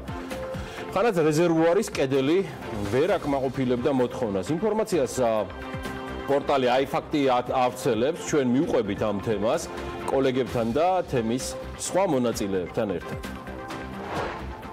პოლონური კომპანია გეგმები აქ მიქსტაკი, იმედია სწორად გამოვთქვი, თუ არა და შემისწორებენ კოლეგები აწარმოეს საქართველოსთან. საქართველოში ეს კომპანია ინვესტიციების განხორციელებას გეგმავს და როგორც სააგენტო აწარმოეს საქართველოში გვაცნობებს, კომპანია ქუთაისში სამშენებლო და საგზაო ინფრასტრუქტურისთვის საჭირო პროდუქციის მწარმოებელი ქარხნის აშენებას აპირებენ. მოკლედ ხიდურელის სააგენტო ტონოს არაგდებს, ჩვენც ფორმაში ვყავართ. კარგია, მივყვებით ამ თემასაც და სხვა პროექტების შესრულებასაც. აი, იამაიკაზე მორიგი რეკორდი დამყარდა, ამჯერად ლოტარეაში, რომელშიც ადგილობრივმა 158 მილიონ 400.000 დოლარი მოიგო.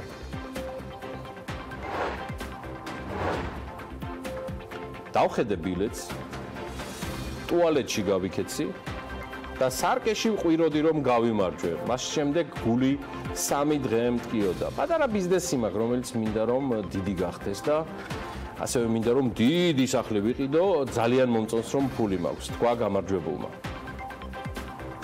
მაგრამ ეს არ არის ყველაფერი. ხედავთ ინფორმაციას ქართული ტაბულა ავრცელებს და გვამცნობს რომ იამაიკელმა კაცმა, რომელმაც ლოტარეაში არნახული 158 მილიონ 400.000 დოლარი მოიგო, ჩეკის აღებისას კამერებთან საშინელებათა ფილმის, ანუ კივილის ნიღბით გამოჩნდა. მისი თქმით, ნიღბის გაკეთების მიზეზი, აბა თუ მიხვდებით, ოჯახის წევრებისგან დამალვა იყო. კაცი გვარად კემბელი ჯილდოს ასაღებად 54 დღის განმავლობაში არ მიდიოდა. ლოტარეის წესების მიხედვით, იამაიკის ლოტარეის წესების მიხედვით კი თუ ფულის აღება 90 დღეს გადააცილე, გამარჯვება კი უქმდება. ასეა მეგობრებო, ზოგჯერ შეიძლება 158 მილიონიც მოიგო სჩემტა. ხო და მინიმუმ იმ სჩემტას გისურვებთ 400.000 დოლარი რომ არის. თან ისე რომ არათუ ოჯახისგან, არავისგან გქონდეთ დასამალი და პირიქით იამაყოთ თქვენი ბარაქით და სიმდიდრით, რასაც გულით და სულით გისურვებთ. ეხლა უკვე ანა ლაპიაშვილის დროა, რომელიც ისეთ მომგებიან თემაზე, როგორც იამაიკაზე ლოტარეა ვერ ისაუბრებს, მაგრამ შეეცდება რომ ჩვენ საპენსიო დანაზოგებს ცოტა რაღაცა იმედის მომცემი შეჰმატოს და როგორ ამასაც გავარკვევთ. თლად ჩემს ხელში არის, მაგრამ ის თუ თქვით რომ ჩვენი საპენსიო დანაზოგები ჯერჯერობით ამ ლოტარის ჯეკპოტის მოცულობას ვერ უტოლდება. ხო, მაგრამ გამოჩნდა მაჭავარიანი და დეპოზიტზე ძალიან საინტერესო ამბავთან დაკავშირებით გააკეთა განაცხადი. აქამდე ვიცოდით რომ არ ქონდა მთავრობას იმის უფლება რომ საპენსიო დანაზოგები სადმე რომელიმე ბანკში განეთავსებინა დეპოზიტებზე, მაგრამ აი რა მოხდა გუშინ. მაჭავარიანი ამბობს, რომ თანხები, რომელიც აკუმულირებულია საპენსიო ფონდში, დეპოზიტებზე განთავსდა. მისი თქმით, არასწორია ინფორმაცია იმასთან დაკავშირებით, რომ საპენსიო ფონდში აკუმულირებული თანხები ინფლაციის შედეგად წონას კარგავს. მინისტრმა თქვა ისიც, რომ ფულის დეპოზიტად დადება არ არის ბიზნეს მოდელი, უნდა მოხდეს საომავლოდ მისი განთავსება საინტერესო, მაგრამ დაცულ პროექტებში, თუმცა ამაზე საბოლოო გადაწყვეტილებას დამოუკიდებელი საინვესტიციო საბჭო მიიღებს, რომელიც უახლოეს პერიოდში ჩამოყალიბდება. სპეკულაციები რომ ეხლა იქ ფული დევს, ან იკარგება, ან ინფლაციას განიცდის, ესე არ არის. იმიტომ რომ დაწყებული იმით რომ თავისთავად დანაზოგი, თქვენს მიერ გაგება დანაზოგი პრაქტიკულად ორჯერ მეტად ესე ვთქვათ გემატებათ მომენტალურად, გარდა ამისა, რასაკვირველია სრულად წლიური ინფლაცია აბსოლუტურად იქნება გათვალისწინებული. ეხაც მეგონი დეპოზიტზე განთავსდა, არ ვიცი, კითხეთ ეკონომიკის მინისტრს, ესე იყო, მე მახსოვს, დეპოზიტზე მოხდა უკვე განთავსება თუ არ მეშლება, გუშინ წინდელიდან დიახ თანხებს, რომელიც პრაქტიკულად ინფლაციას როგორც ვინმე დაფარავს. თუმცა ეს არ არის ბიზნეს მოდელი, უნდა მოხდეს საომავლოდ მათი განთავსება უფრო ესე ვთქვათ საინტერესო, მაგრამ დაცულ პროექტებში. ამაზე არ იხედვა, თუმცა ეს საბოლოო ჯამში იმ საინტერესო საბჭომ უნდა ხდეს, რომელიც უნდა იყოს რასაკვირველია დამოუკიდებელი. საპენსიო ფონდთან დაკავშირებით ხოთაშორის გუშინ გიორგი ქობულიასაც ბევრი კითხვა დაუსვეს იმ საკომიტეტო განხილვისას, რომელიც საკანონმდებლო ორგანოში გაიმართა. საინტერესო დისკუსია იყო და ბევრ სიახლეს აიკითხავდით ამ კითხვა-პასუხის რეჟიმში მოყოლილი ამბებიდან BMG-ის მკითხველები. სად განთავსდა ეს დეპოზიტები? ამასთან დაკავშირებით ჩვენ ვცადეთ, რომ თემას მივყოლოდით ბანკების დეპოზიტებზე 25 მილიონი ლარის საინვესტიციო შენატანების განთავსება დაგვიდასტურა საპენსიო სააგენტოს ხელმძღვანელმა და ლევან სულგულაძე ამბობს, რომ 2 დღის წინ სააგენტო მიიღო თანხმობა ეროვნული ბანკისაგან, რომ ნომინალური მფლობელობის ანგარიშში განთავსებული საპენსიო შენატანები დეპოზიტზე სარგებლის დარიცხვის მიზნით გადაეტანათ. სულგულაძე BMG-სთან ამბობს იმასაც, რომ ჯამში საუბარია 25 მილიონ ლარზე, რომელსაც 6%-მდე სარგებელი დაერიცხება, თუმცა რომელ ბანკში მოხდა ამ თანხის განთავსება, ეს სულგულაძეს არ უთქვამს. დარჩენილი 25 მილიონი ლარის საპენსიო შენატანები კი კვლავ ხაზინის ანგარიშზეა განთავსებული.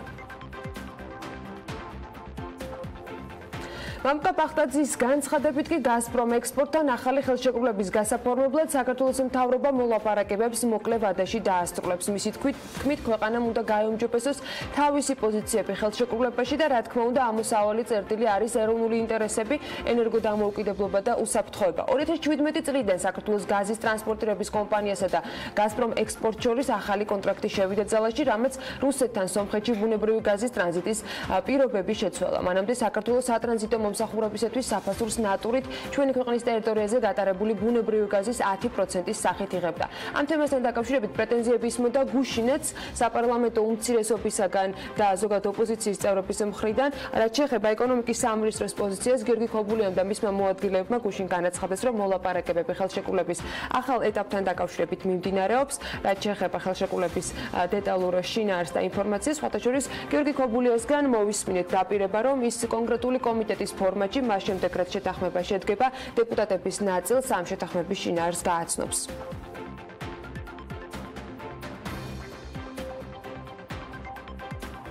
გუშინვე საკანონმდებლო ორგანოში მოხსენებით, როგორც გითხარით, ეკონომიკის მინისტრის სხვადასხვა თემით წარდგა 2019 წლის სამოქმედო გეგმაზე საუბარი ეკონომიკის მინისტრმა მთავრობის ეკონომიკური განვითარების სტრატეგიაზე საუბრით დაიწყო, რომლის მიზანიც ქობულიას განმარტებით უმუშევრობის დონის შემცირებაა, ქვეყნის საექსპორტო პოტენციალის გაზრდა და ინოვაციებსა და ტექნოლოგიებზე დამყარებული პირდაპირი უცხოური ინვესტიციების მოზიდვა.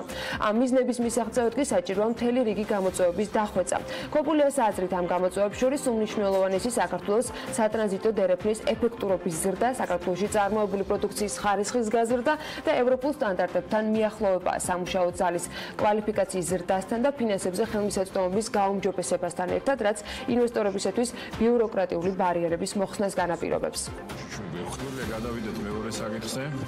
გამოწვევა არის ფინანსებზე ხელმისაწვდომობა. ანუ ჩვენ ეს ყველა ვიცით ეს პრობლემა, რომ არის მთელი რიგი ბიზნესები, რომელიც შეიძლება განვითარდეს, მაგრამ ვერ ვითარდება, იმიტომ რომ ან ზედმეტად ძვირი არის კრედიტი მათთვის, ან კრედიტს ბანკი არ აძლევს, რადგანაც არ აქვთ კოლატერალი, რომელიც შეიძლება ბანკში ჩადო. შემდეგი დიდი გამოწვევა აგრეთვე არის ინვესტორების მოზიდვა და ხელშეწყობა. კი, ჩვენ ვერ მუშაობდით წლების მანძილზე იმაზე, რომ ინვესტორებისთვის ხელი შეგვეწყო, მაგრამ ის სისტემები და პროცესები, რომლებიც ჩვენ დღეს გვაქვს, მაინც არის ზედმეტად ბიუროკრატიზირებული, არ არის კარგად კოორდინირებული და ჩვენ თვლით, რომ ჩვენ ინვესტორების მოსაზიდად და ხელშესაწყობად ბევრი გასაკეთებელი. გიორგი ქობულიამ ქვეყნის წინაშე არსებული გამოწვევების ჩამონათვალისას ისაუბრა რამდენიმე მიმართულებაზე ენერგეტიკის დარგთან დაკავშირებით. მინისტრმა აღნიშნა, რომ წელს არაერთი ჰიდროელექტროსადგურის ექსპლუატაციაში შესვლა დაგეგმილი. ასევე მთავრობა განახლებადი ენერგიების ათვისების ხელშეწყობას და თავისუფალი ბაზრის დანერგვას გეგმავს. გმავთ, რა თქმა უნდა, განახლებადი ენერგიების კიდევ უფრო სტიმულირებას, წინ წაწევას. ამიტომ ამასთან დაკავშირებით ჩვენ გვექნება მიღებული რამოდენიმე კანონი და აგრეთვე შესაძლისი კანონმდებლობარი აქტები განახლებადი ენერგიების სტიმულირების თვალსაზრისით. ჩვენ გეგმავთ აგრეთვე გაზის შესყიდვების სისტემის ოპტიმიზირებას, რაც მოგცემს საშუალებას დივერსიფიკაცია გავაკეთოთ გაზის შესყიდვების, რომ შექმნათ უფრო მეტი კონკურენცია გაზის ბაზარზე, რაც ვიცით არის ერთ-ერთი პრობლემა დღეს საქართველოში. გაზის ბაზარზე კონკურენციის შექმნა, ჩვენ დარწმუნებულები ვართ, რომ ხელს შეუწყობს გაზის ტარიფების შემცირებას და ოპტიმიზირებას, რაც აგრეთვე წაადგება არა მარტო მოსახლეობას, არამედ ძალიან წაადგება ჩვენ ბიზნესებს. ჩვენი ბიზნესები დღესდღეობით იხდიან ფასს გაზში, რომელიც მათ უშლის მათ საექსპორტო კონკურენტუნარიანობის აწევაში, იმიტომ რომ ღირებულებაზე მოქმედებს. თხილი გაძვირდა. კერძოდ თხილის ფასი ბოლო რამდენიმე თვეა რაც იზრდება, ამასთან დაკავშირებით BMG-ის თხილის ექსპორტიორთა ასოციაციის ხელმძღვანელი უდასტურებს ინფორმაციას და ლევან ქარდავა აღნიშნავს, რომ ჩასაბარებელი თხილის ფასი საქართველოში 3 ლარიდან 5 ლარ და 50 თეთრამდე მერყეობს.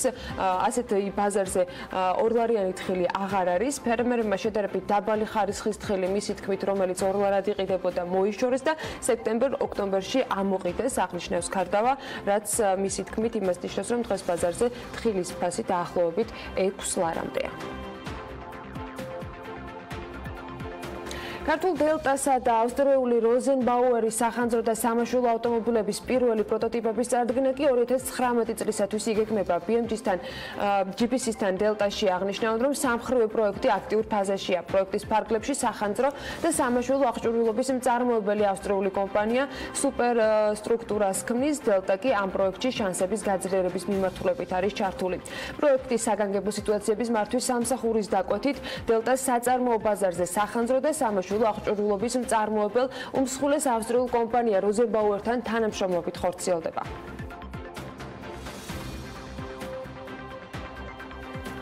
რუსთავის მეტალურგიულმა ქარხანამ კი შეერთებული შტატების უდიდეს ნავთობ კომპანიასთან ExxonMobil-თან მილების მიწოდებაზე წინასწარი შეთანხმება გააფორმა. ქარხანამ ამერიკაში მილების ექსპორტი შარშან დაიწყო. ამერიკის შეერთებული შტატების მიერ ფოლადის ნაკეთობების იმპორტზე შემოღებული შეზღუდვის მიუხედავად, რუსთავის ფოლადი ქვეყანაში ექსპორტს განაგრძობს. გაყიდვები ფართოვდება რეგიონის ქვეყნებშიც. კომპანიამ მკაცრი კონკურენციის პირობებში ხელშეკრულება გააფორმა უკრაინის სახელმწიფო გაზის მომპოვებელ კომპანიასთანაც. რუსთავის მეტალურგიული ქარხანა მილების ყიდის ევროკავშირში ბოლო წლებია და რეგიონში რამდენიმე ბაზარზე საქმის კურსთან საუბარში მათ აღნიშნებს, რომ ამ ხელშეკრულების მიუხედავად, რომელიც ExxonMobil-ის მომარაგებას გულისხმობს, მათთვის პრობლემები მაინც რჩება და რაც შეეხება გაჩერებული ქარხნის ნაწილის აღდგენას, ამასთან დაკავშირებით ინფორმაციას უახლოეს მომავალში განაახლებენ. მექანიზაციის, მიწის რეგისტრაციის და პროფესიული გადამზადების სოციალური პროგრამები ჭუბერსა და ნაკრაში კი უახლოეს მომავალში ამოქმედება. რა პრობლემები აწუხებს ადგილობრივ მოსახლეობას და რა ფაზაშია ნესკრა-ჰესის მშენებლობა, ამას ლევან თაღიაშვილი მოგვიყვება. სვანეთში კერძო ჭუბერსა და ნაკრაში, სადაც ნესკრა-ჰესის პროექტი ხორციელდება, მოსახლეობას რამდენიმე პრობლემა აწუხებს. ეს არის მძიმე ტექნიკაზე წვდომა, რომელიც საგზაო ინფრასტრუქტურასთან არის დაკავშირებული, მამაპაპისეული ადგილების დაკანონება და ასევე კვალიფიკაციის არქონა, რის გარეშეც დასაქმება საკმაოდ ჭირს. ნესკრა-ჰიდრო სოციალური პროექტები სწორედ ამ პრობლემების გადაჭრას შეეცდება. მოსახლეობასთან საკონსულტაციო შეხვედრები უკვე გაიმართა და სამივე სოციალური პროგრამა თებერვალშივე ამოქმედება. მათში მონაწილეობა კი ნებისმიერ მსურველს შეეძლება. ნესკრა ჰიდრო ადგილობრივებს მიწის კვლევას, საველე სამუშაოს, მიწის ნაკვეთის აზომვასა და ინვენტარიზაციას თავაზობს, რის შემდეგაც მოქალაქეებს სხვადასხვა ბიუროკრატიული საფეხურების გავლა აღარ მოუწევთ. მიწის რეგისტრაციის პრობლემა ხეობაში დიდი ხანია დგას. მერის განცხადებით, მოსახლეობის მხოლოდ 10%-ს აქვს მამაპაპისეული მამული დაკანონებული. 10%-ს არ აქვს გაფორმებული, მე მინდა გითხრათ მიწის მათივე საკუთრებაში არსებული მიწის ადგილები შეიძლება დღეს სადაც სახლი უდგათ ის გაიფორმონ, მაგრამ დანარჩენი მიწის ნაკვეთებს ვერ იფორმებდნენ და ფინანსურადაც ძალიან უჭირს.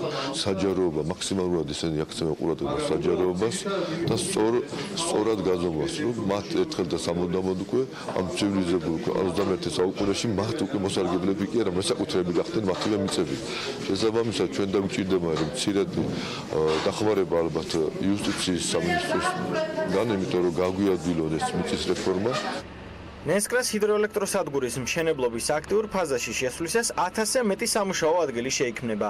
გამომდინარე იქიდან, რომ კომპანიის გადაწყვეტილებით პრიორიტეტი ადგილობრივ მოსახლეობას მიენიჭება, ჭუბერისა და ნაკრას ხეობის მცხოვრებლებს საზოგადოებრივი კოლეჯის სპექტრის მიერ შექმნილი მოკლევადიანი კურსი დაეხმარება, რომ მათი კვალიფიკაცია საერთაშორისო მშენებელი კომპანიების სტანდარტების შესაბამისი გახდეს, რაც მათ მომავალს უზრუნველყოფს.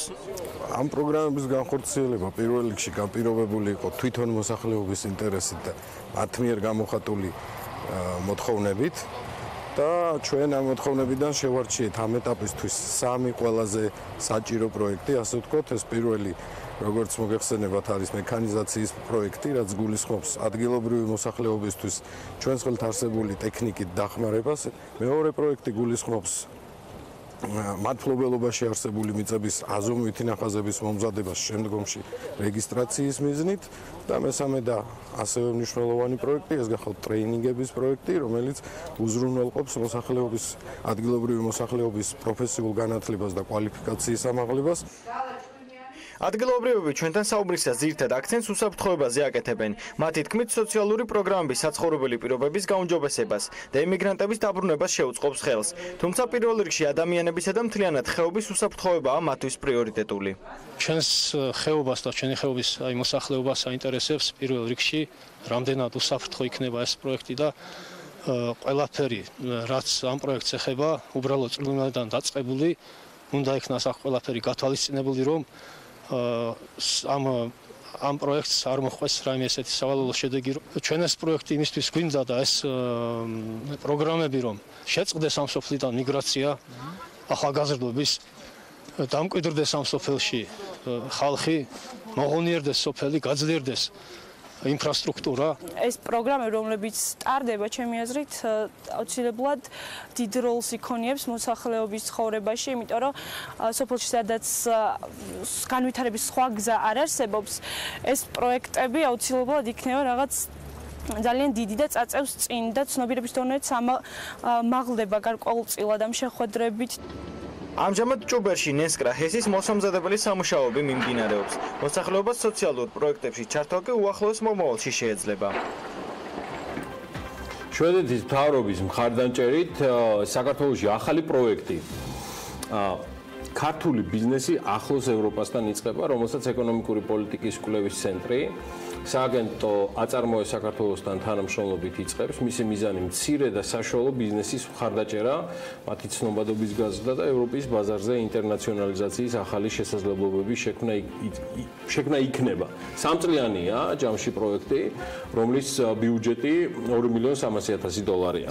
მასშტაბებზე წარმოდგენა უკეთ რომ შეგექმნათ, ვიდრე სტუმართან ერთად გავაგრძელებთ საუბარს, მოკლედ გეტყვით რომ პროექტში 100 კომპანია ჩაერთვება, რომლებიც საინფორმაციო და საკომუნიკაციო ტექნოლოგიების ბიზნეს კონსალტინგის, ინტერიერის დიზაინის, არქიტექტურის და ორი ახალი პროექტის ფარგლებში შერჩეული მიმართულებით იმუშავებენ. რა დამატებითი კრიტერიუმებით მოხდება ბენეფიციარების შერჩევა და ზოგადად რას მოიცავს პროექტი, ვინ თუ არა ნინო ევგენიძე EPRS-ის აღმასრულებელი დირექტორი მიგვიყვება ამას დეტალურად. ნინო დილა მშვიდობისა, მოგესალმებით.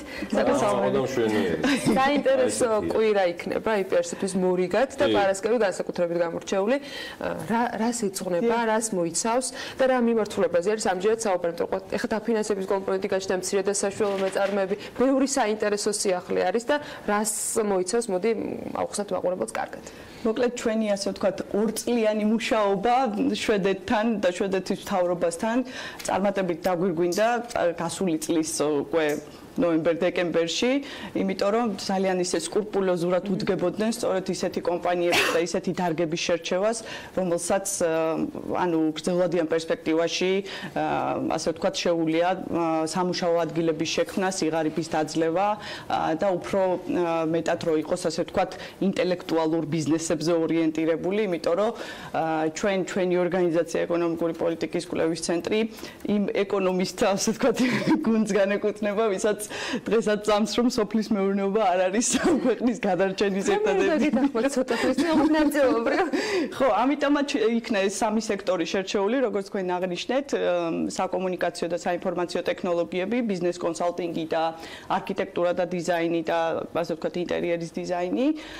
ჩვენ ვფიქრობთ, რომ ეს სექტორები და მართლაც აი ძალიან დაწვრილებითი კვლევის შედეგად მივედით ამ დასკვნამდე, რომ ეს სექტორებია, რომელთაც მართლაც აქვთ ასე ვთქვათ პოტენციალი იმისა, რომ ეს სექტორები გავიდეს ასე ვთქვათ საერთაშორისო ბაზრებზე და პოვოს ასე ვთქვათ იქ მეტი შესაძლებლობების დაგროვება შეძლოს, იმიტომ რომ ევროკავშირის და ეს DCFTA, რაც თავისუფალი ვაჭრობის ხელშეკრულება, რაც ევროპასთან გვაქვს, უნიკალურ შესაძლებლობას იძლევა ამ კუთხითაც, იმიტომ რომ ჩვენი ამ ასე ვთქვათ დახმარებების შედეგად 3 წლის განმავლობაში, რასაც ჩვენ განვახორციელებთ და დავეხმარებით ამ კომპანიებს, მისცემს მათ იმის ასე ვთქვათ შესაძლებლობას შესაძლებლობას და გარანტიას, რომ მოხსნեն და მიიღონ საერთაშორისო ტენდერებში მონაწილეობა.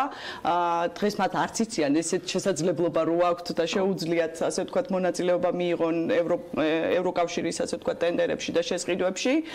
და ამასთანავე მოხდება კვლევა ხორციელდება ახლა ზუსტად ამ პერიოდში, რომ მოხდება ორი დამატებითი სექტორის შერჩევა, რომელსაც კიდევ აქვს ესეთი პოტენციალი, ასე ვთქვათ, განვითარების, იმიტომ რომ მთელი ამ 3 წლის განმავლობაში ეს კომპანიები, ვინც შერჩეული იქნებიან, ცოდნას, გამოცდილებას, ტრეინინგებს გაივლიან შვედეთში და შვედეთიც სწორედ ამიტომ იქნა შერჩეული, რომ იმ სექტორებში, რა სექტორებიც ეს პროექტი, ასე ვთქვათ, დაფარავს, არის ის სექტორები, სადაც შვედეთს ბევრ სხვა რაღაცეებშიც აქვს ძალიან დიდი კონკურენტული უპირატესობა და წარმატებული და ნომერ პირველი ქვეყანა არის ამ მიმართულებით, მაგრამ ეს ის სექტორებია მართლაც, სადაც ჩვენი ქართველი, ასე ვთქვათ, მეწარმეები, მცირე და საშუალო ბიზნესის წარმომადგენლები, დიზაინერები და ასე შემდეგ. პოტენციალს, ანუ ერთია, რასაც ეკონომიკის სამინისტრო და თქვათ მისი სააგენტო, თქვენი პარტნიორის ახლით აწარმოეს საქართველოს გაზრდით, მეორეა თქვენი ანალიტიკოსები, რომელიც IPRC-ის ისედაც საკმაოდ მაღალი პროფესიონალის ანალიტიკოსები ყავს და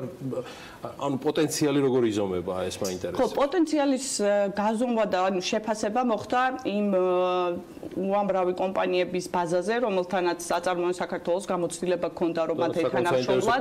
ხო, საკმაოდ საინტერესო პორტფოლიო აქვს და კიდევ ერთხელ დიდი მადლობა მინდა გადაუხადო აწარმოეს საქართველოს მთელს გუნდს მთელი ამ 2 წლის განმავლობაში, რაც ჩვენ მათთან ერთად მუშაობდით, იმიტომ რომ ეს იყო ყველას მთელს გუნდს, იმიტომ რომ ვინც იყვნენ ყოფილი ხელმძღვანელები წახვადელით, ძალიან აგრძელებენ, ასე ვთქვათ, ერთმანეთის ტრადიციას და ძალიან ის არის, საქვი, ამ მიმართულებით მართლა ინსტიტუციურად ძალიან ძლიერად გამოიყურებიან მათი მხრიდან. შენ ახალი კვლევა ახსენე, როცა ორი ახალი მიმართულება უნდა გამოიკვეთოს, მაგრამ იქამდე კიდე ერთი კვლევა ახსენე, მაინტერესებს რეგიონებში თუ არის ამ მიმართულებით, თუ ამ კონცენტრირება ხდება ამ შემთხვევაშიც თბილისის მასშტაბით, ან რა დაახლოებით რა გეოგრაფიას გვაჩვენებს? ისტორიით ითვალისწინებს, რომ არის შერჩეული 5 ძალიან დიდი ქალაქები საქართველოს მასშტაბით თბილისთან ერთად.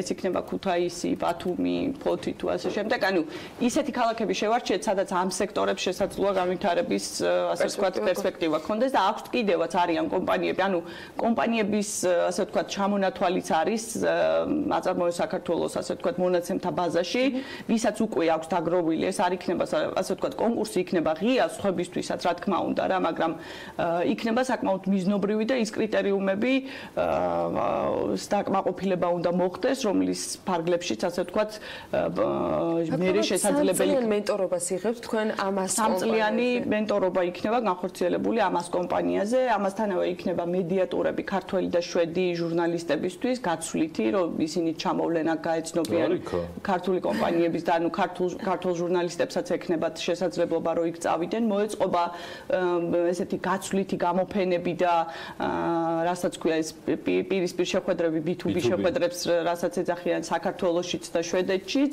ანუ იქნება უნიკალური შესაძლებლობა იმისა, რომ თუ რამე გვაქვს და რამის, ასე ვთქვათ, თავი გვაქვს, ყველანაირად გამოვიყენოთ, იმიტომ რომ ამ კომპანიებისთვისაც მაგალითად იქნება ეს არქიტექტურა თუ დიზაინი, იმისთვის რომ მაგალითად მიიღონ საერთაშორისო ტენდერებში მონაწილეობა, მათი პროექტები აუცილებლად უნდა იყოს ლიცენზირებულ სოფტებში გაკეთებული. ამის საშუალება ქართულ კომპანიებს მოგეხსენებათ არ არის, იმიტომ რომ ამ სოფტების ფასი დაახლოებით 6,000-დან ზევით იწყება ევროდან. ამიტომ ამ პროექტის ფარგლებში ჩვენს პროგრამას მაგის შესაძლებლობაც ექნება, რომ აი ესეთი ტექნიკური, ასე ვთქვათ, დახმარებები გაუწიოს იმ კომპანიებს, ვინც შერჩეული იქნება. ერთდროულად ეს არის საინფორმაციო, ტრენინგები, ფინანსური, ანუ ყველაფერს მოიცავს და საკმაოდ მასშტაბური კომპლექსური არის, ამიტომაც გაგრძელდა 2 წელი.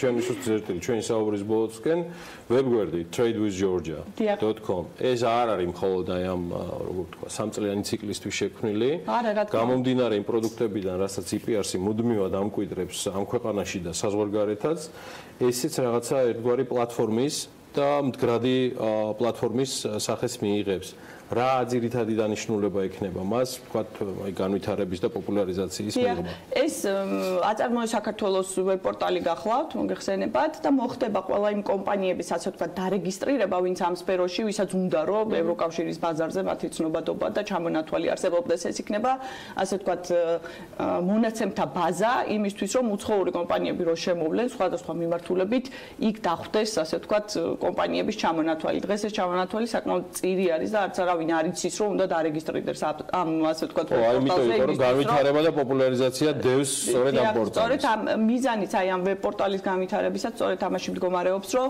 ჩვენ მოვიძებთ, ესე ვთქვათ, ყველა იმ კომპანიების მონაცემებს, ვისაც ასეთი პოტენციალი შესაძლოა გქონდეს და განვათავსებთ ამავდროულად სხვა დახმარების პროგრამებთან, ასე ვთქვათ, ერთად და ტრეინინგებთან ერთად ამ ვებ-პორტალზე, რომ საერთაშორისო დონეზე მათი ცნობადობა კვლავ გაიზარდოს და უცხოურ კომპანიებს ჰქონდეთ შესაძლებლობა, რომ თავისი პარტნიორები ამ ქვეყანაში რამენაირად მოძებნონ.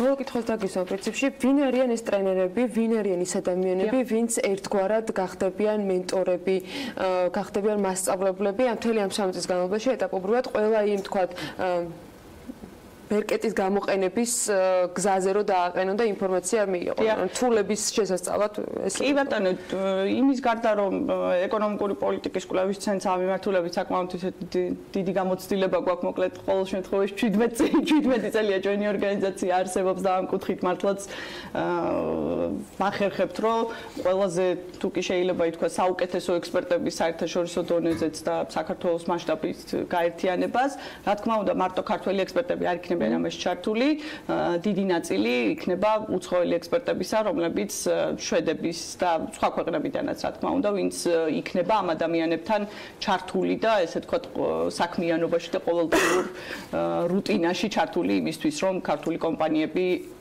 საერთაშორისო ბაზარზე და განსაკუთრებით ევროკავშირის ბაზრებზე მოხვდნენ. მათ ვინც მიიღეთ აღნიშნული მოსაწვევი, ვთქვათ, ნაბეჭდის სახით თუ ელექტრონულით, IPRC-სგან საუბარია G-Close to EU. ძალიან კარგად და გემრიელად და გემოვნებით არის შერჩეული მათ შორის სლოგანიც. ეს ყველაფერი ხდება უკვე ხვალ, ძალიან საინტერესო ღონისძიებებია დაგეგმილი. IPRC და ნინო ევგენიძე BMG-ისთვის ყოველთვის იყო, არის და იქნება ფაქტორი, პირადად ჩემთვის ეს ფაქტორი 3 წელიწადზე მეტია გრძელდება, ბევრი მიზეზის გამო, მაგრამ ხვალ IPRC თავის ძალიან მდიდარ და უკვე ძალიან გამოცდილ პორტფელში კიდევ ერთ მნიშვნელოვან ფურცელს გადაშლის და დააგვირგვინებს ამას მემორანდუმის გაფორმებით.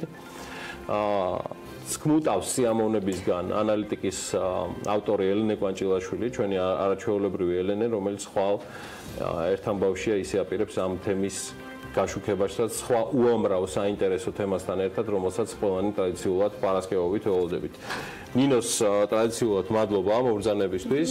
IPRC-ის აღმასრულებელი დირექტორი გსტუმრობდა საქმიანი დილის პირდაპირ ეთერში, ვიდრე ჩვენ მას გავაცილებდეთ და სხვა თემით დაგიბრუნდებოდეთ, დადგებით რეკლამით TV პირველზე. ამინდის პროგნოზის სპონსორია დეველოპერული კომპანია ორიონ ჯგუფი.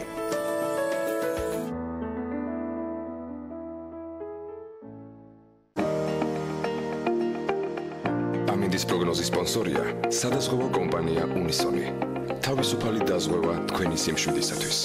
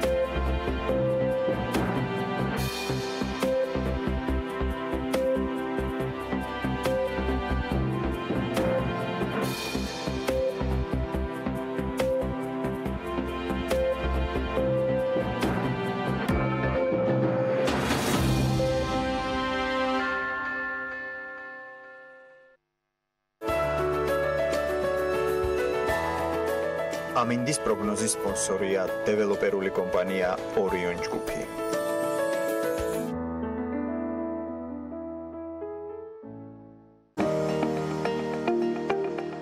ამინდის პროგნოზის სპონსორია სადაზღვევო კომპანია უნისონი. თავისუფალი დაზღვევა თქვენი სიმშვიდისათვის.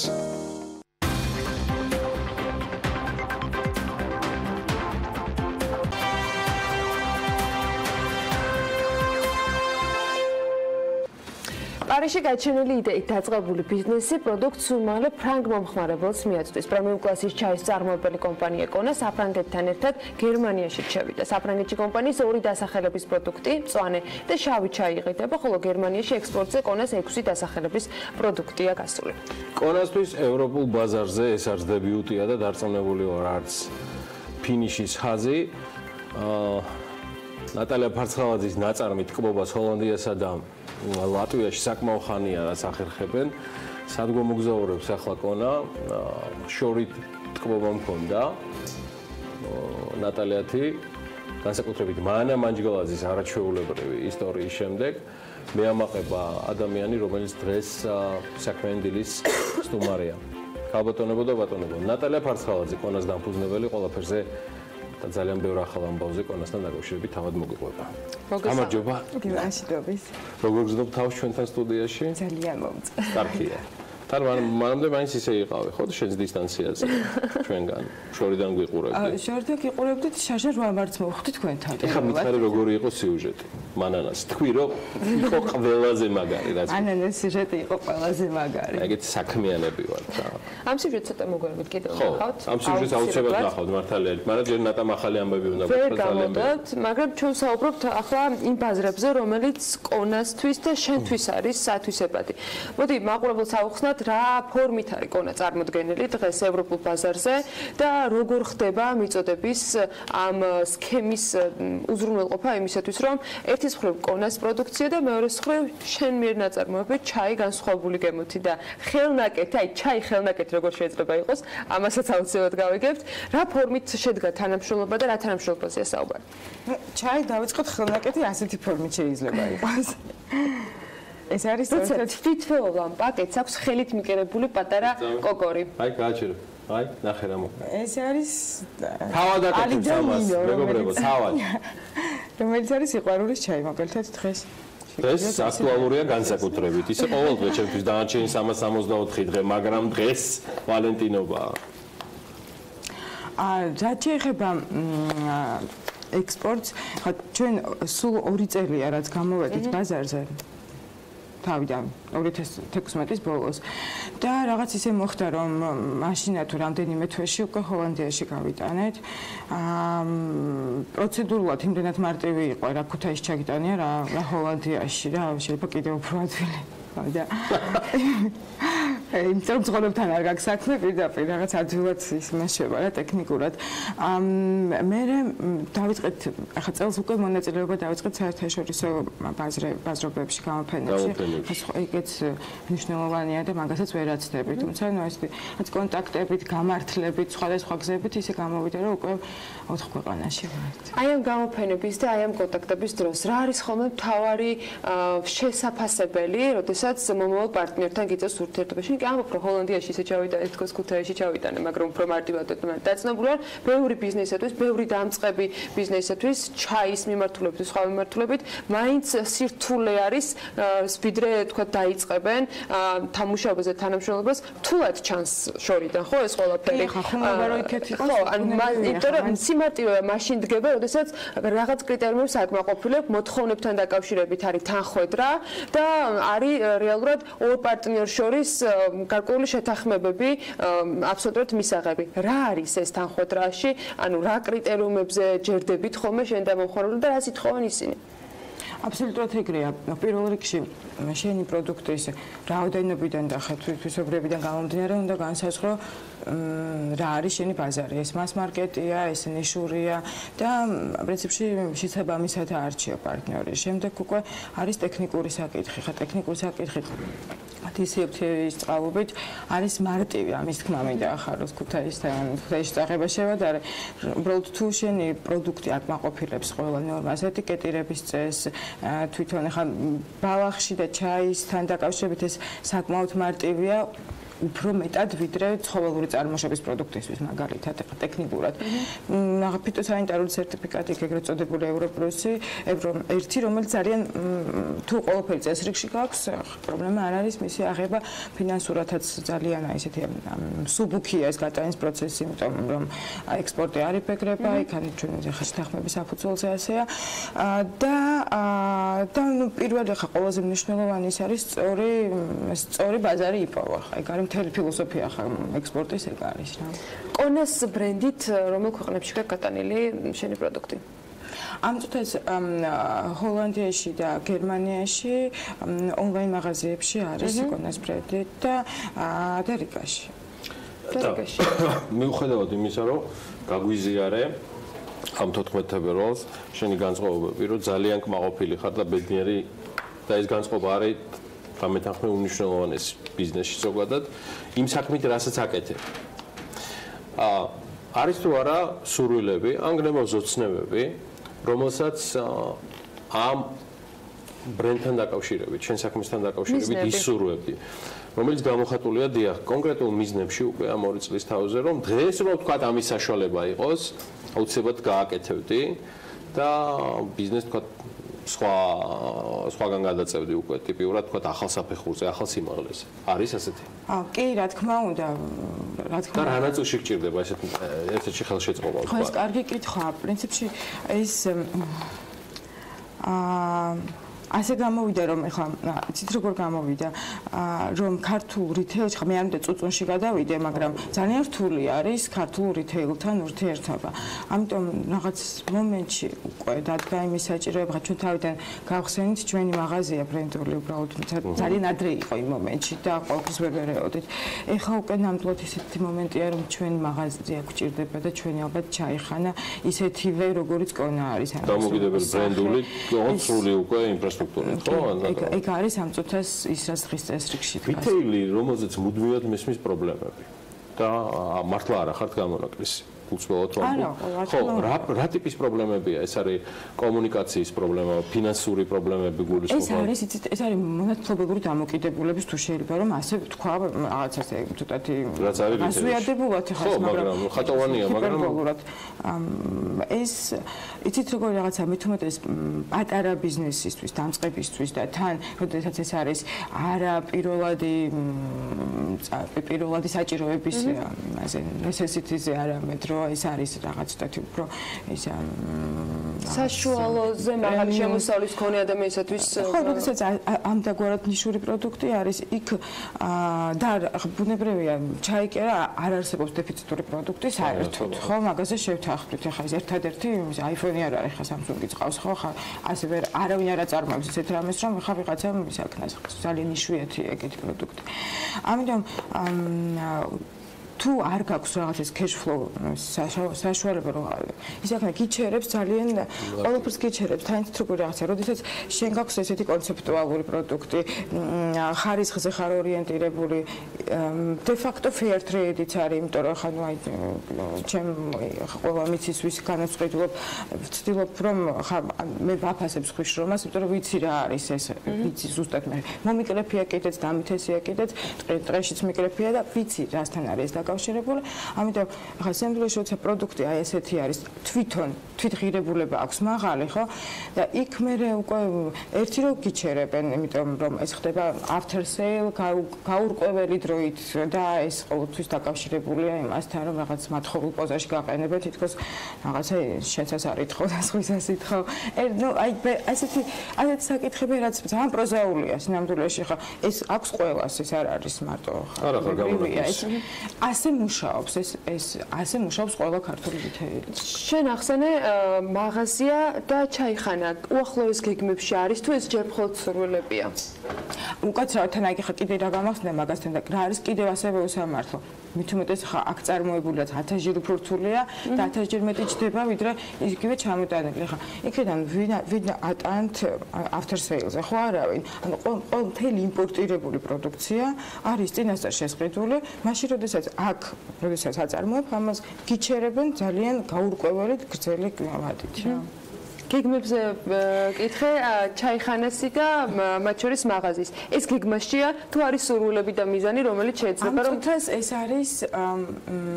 ეს არის უფრო სურვილი, რომელსაც გეგმაში გადავსდით ალბათ ძალიან მალე. 2019-ში? 19-ში. ინშალა როგორც ითქვიან. ამ ორ წელიწადში დაახლოებით რა მოცულობის ზრდაზე შეგვიძლია ვისაუბროთ კონას შემთხვევაში. თუნდაც არა ბრენდირებულზე, შენ როგორც წარმოებელ დაახლოებით რა პროგრესი იყო პირველი დღიდან დღემდე? პროგრესი შემდგომში არ იყო ცუდი, იმიტომ რომ ხა პირველი წლის თავზე უკვე ტექნიკის გადამხდელები გავხდით.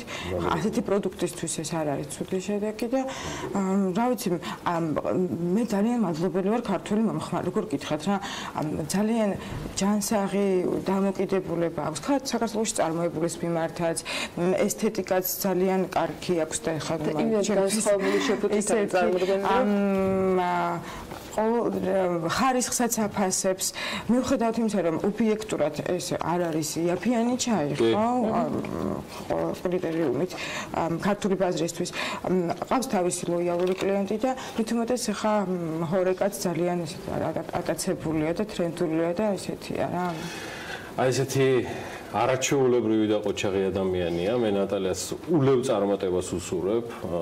სასახად ვარ დარწმუნებული, რომ ეს წარმატება მას გარდუვალი აქვს. ის სამაგალითო ადამიანია. მადლობა კიდევ ერთხელ საქმიანებს და მის მთავარ შემოქმედს, ასევე ჩვენს განუყრელ პარტნიორს მანა მანჯგალაძეს, რომელმაც ნატალიას და კონას შექმნის ამბავი არც თუ ისე დიდი ხნის წინ გაგვაცნო. მოდი გავიხსენოთ კლასიკოსები.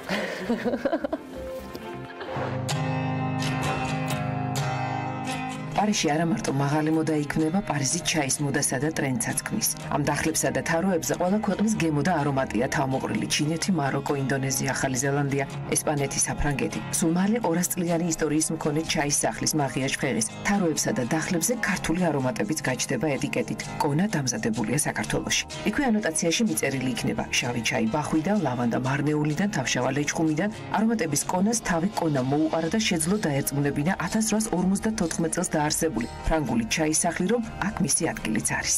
მე თუ ნამჯერა ეს არის მარიაჟ ფრეღ. რა არის ეს, რა ბრენდია? ეს არის ძალიან ძველი 200 წლიანი ტრადიციის ფრანგული ჩაის სახლი, რომელიც არის ნომერ პირველი თავის ტრადიციით, მასშტაბით და ხარისხით.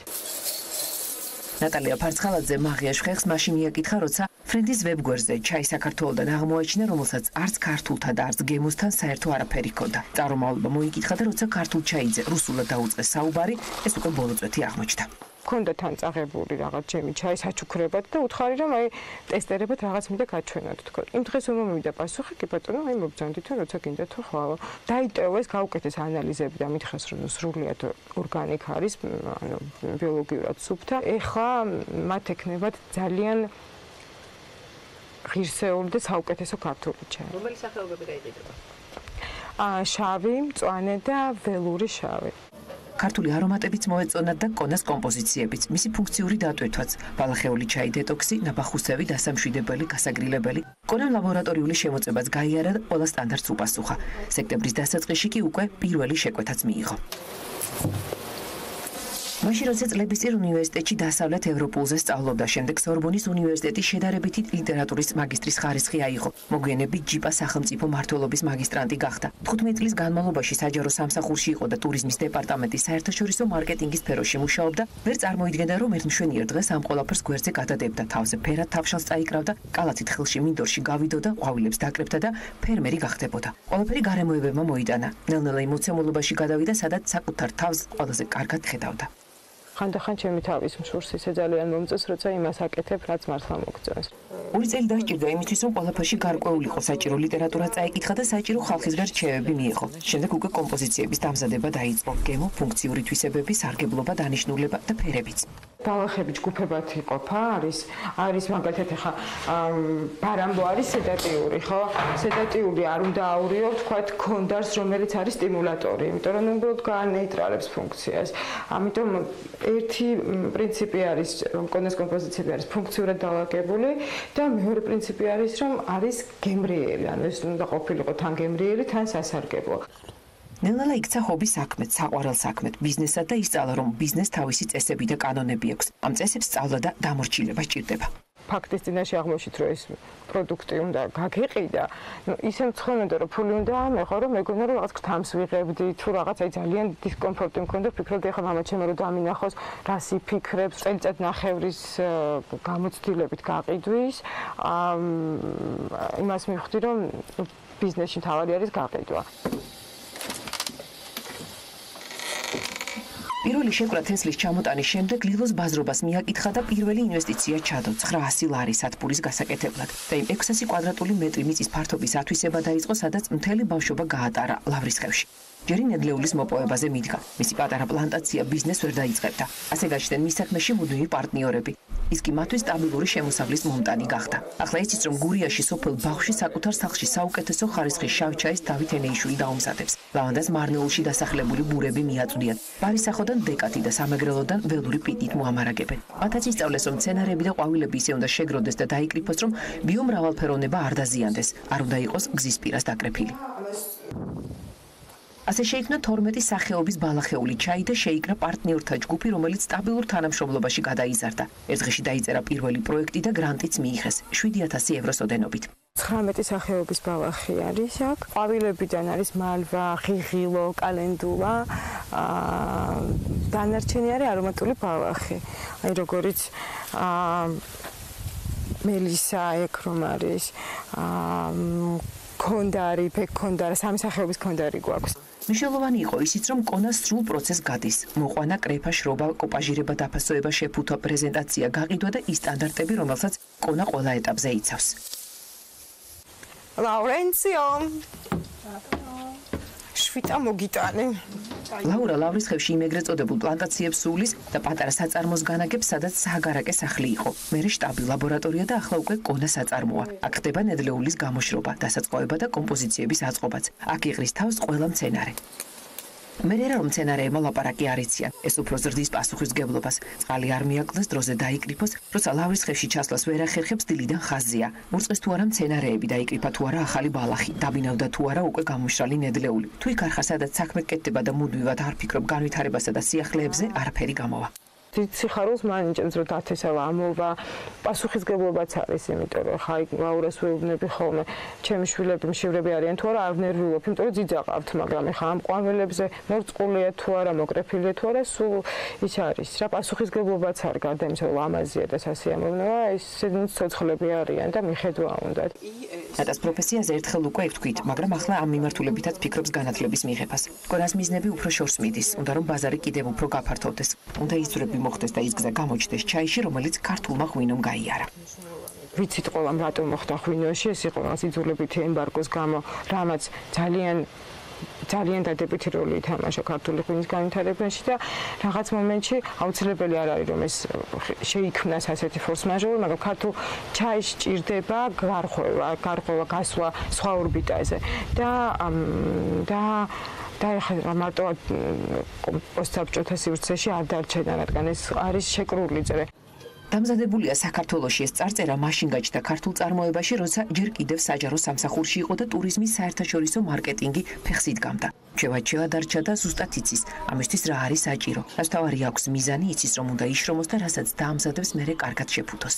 ის რომ აწერია წარმოებულია საქართველოში და რომ ეს არის ისეთი პროდუქტი, როგორიც მინდა რომ ყველაფერი რაც წარმოებულია საქართველოში იყოს, აი ეს არის მუღამი რა ჩემი, რომ რომ ამითი მინდა დავამტკიცო, რომ შეიძლება დაიწყოს ცოტათი და მილიონები არ გქონდეს და არ ჩადო რაღაც საქმეში, მაგრამ განავითარო ის პროდუქტი, რომელიც ჩემი აზრით საქართველოს მომავალი უნდა იყოს. ეს არის ხარისხიანი პროდუქცია.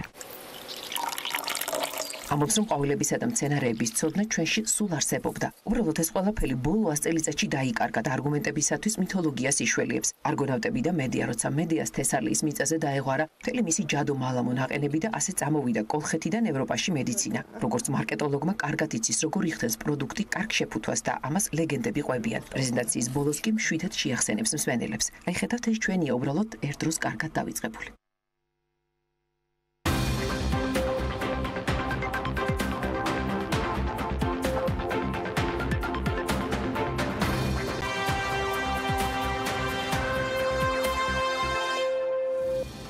როგორ უნდა მომზადდეს ღვინო ბოკალში მოხვედრამდე ძალიან გრძელ გზას გადის. ჯერ ყურძენი უნდა დაიკრიფოს, დაიწუროს, ქვევრში, კასრში, ბოთლში დრო გამლოს და ამასობაში ძალიან ბევრი პროცედურა გაიაროს.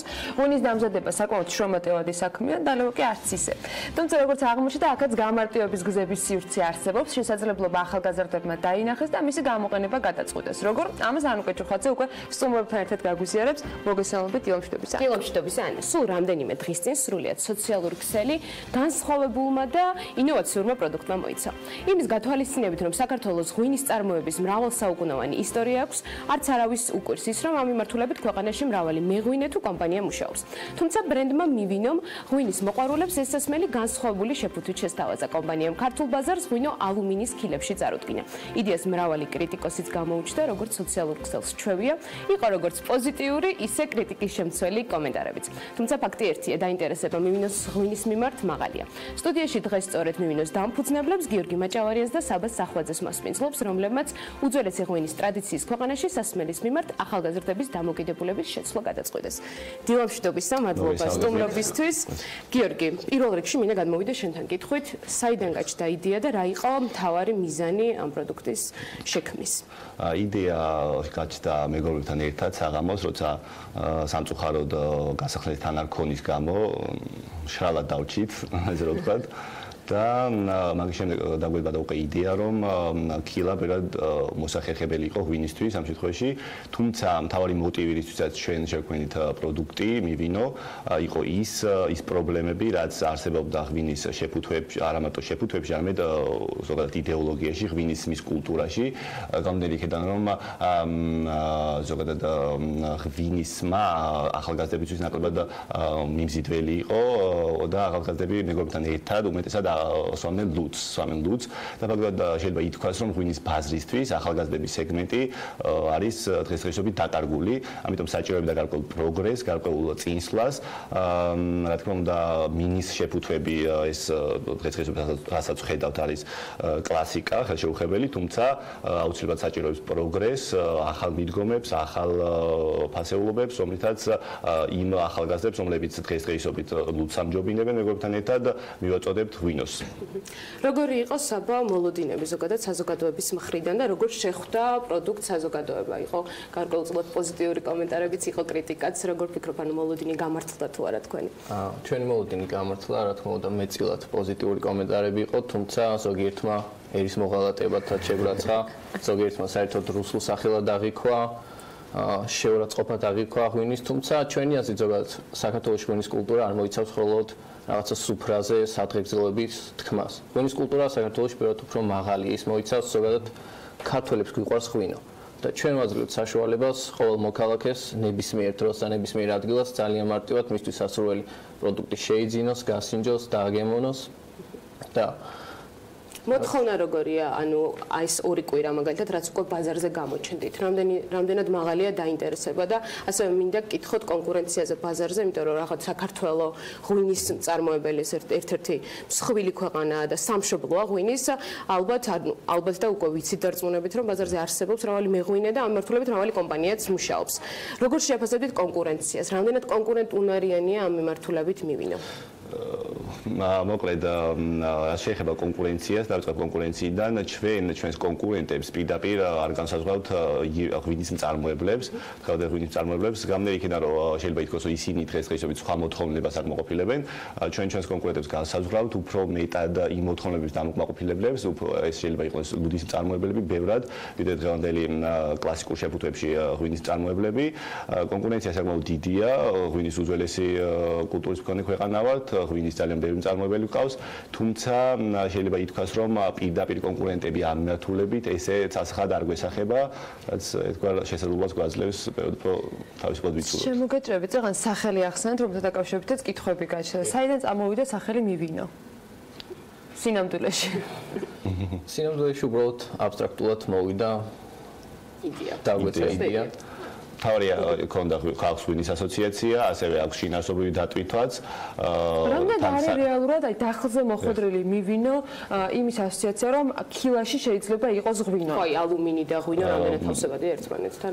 რაც გულთან როგორც ხარისხობრივად, ხო? მათ შორის ხარისხობრივად საინტერესო არის რა იცვლება თუ არა ტექნოლოგიები, როდესაც ამ ფორმით ხდება მიწოდება ღვინის და იგივე თქვათ დახლზე რამდენი ხანი შეიძლება იდოს, რამდენი ხანი შეიძლება გაჩერდეს ქილაში. აი ამ ყოველთან დაკავშირებით თქვენ რა ცოდნა გქონდათ და როგორ მოაგროვეთ ეს ინფორმაცია? მოკლედ გავცე პასუხს, მივინოზე მუშაობა ჩვენ არ დაგვიწყია გუშინ და გუშინ წინ, მივინოზე მუშაობა რეალურად დაიწყეს წელიწადნახევრის წინ, როდესაც მთელი ეს საწარმო პროცესები გადავიარე, დავგეგმეთ, მთელი წლის განმავლობაში მიმდინარეობდა შრომა ამ მიმართულებით, რომ უმაღლესი სტანდარტები დაგვეცვა და შესაბამისად უფრო მისაღები ყოფილიყო მოხვალვისთვის და სტანდარტები დაეკმაყოფილებინა და მოკლედ ჩვენს უცხოელ პარტნიორთან ერთად სპეციალურად ღვინისთვის დამზადებული ქილები დაიტესტა ზუსტად ჩვენს ღვინოებზე, მისი მჟავიანობის ალკოჰოლის ღვინის სტრუქტურის გათვალისწინებით ზოგადად და საბოლოო ჯამში მივიღეთ ის უმაღლესი სტანდარტის ქილები, რომლებშიც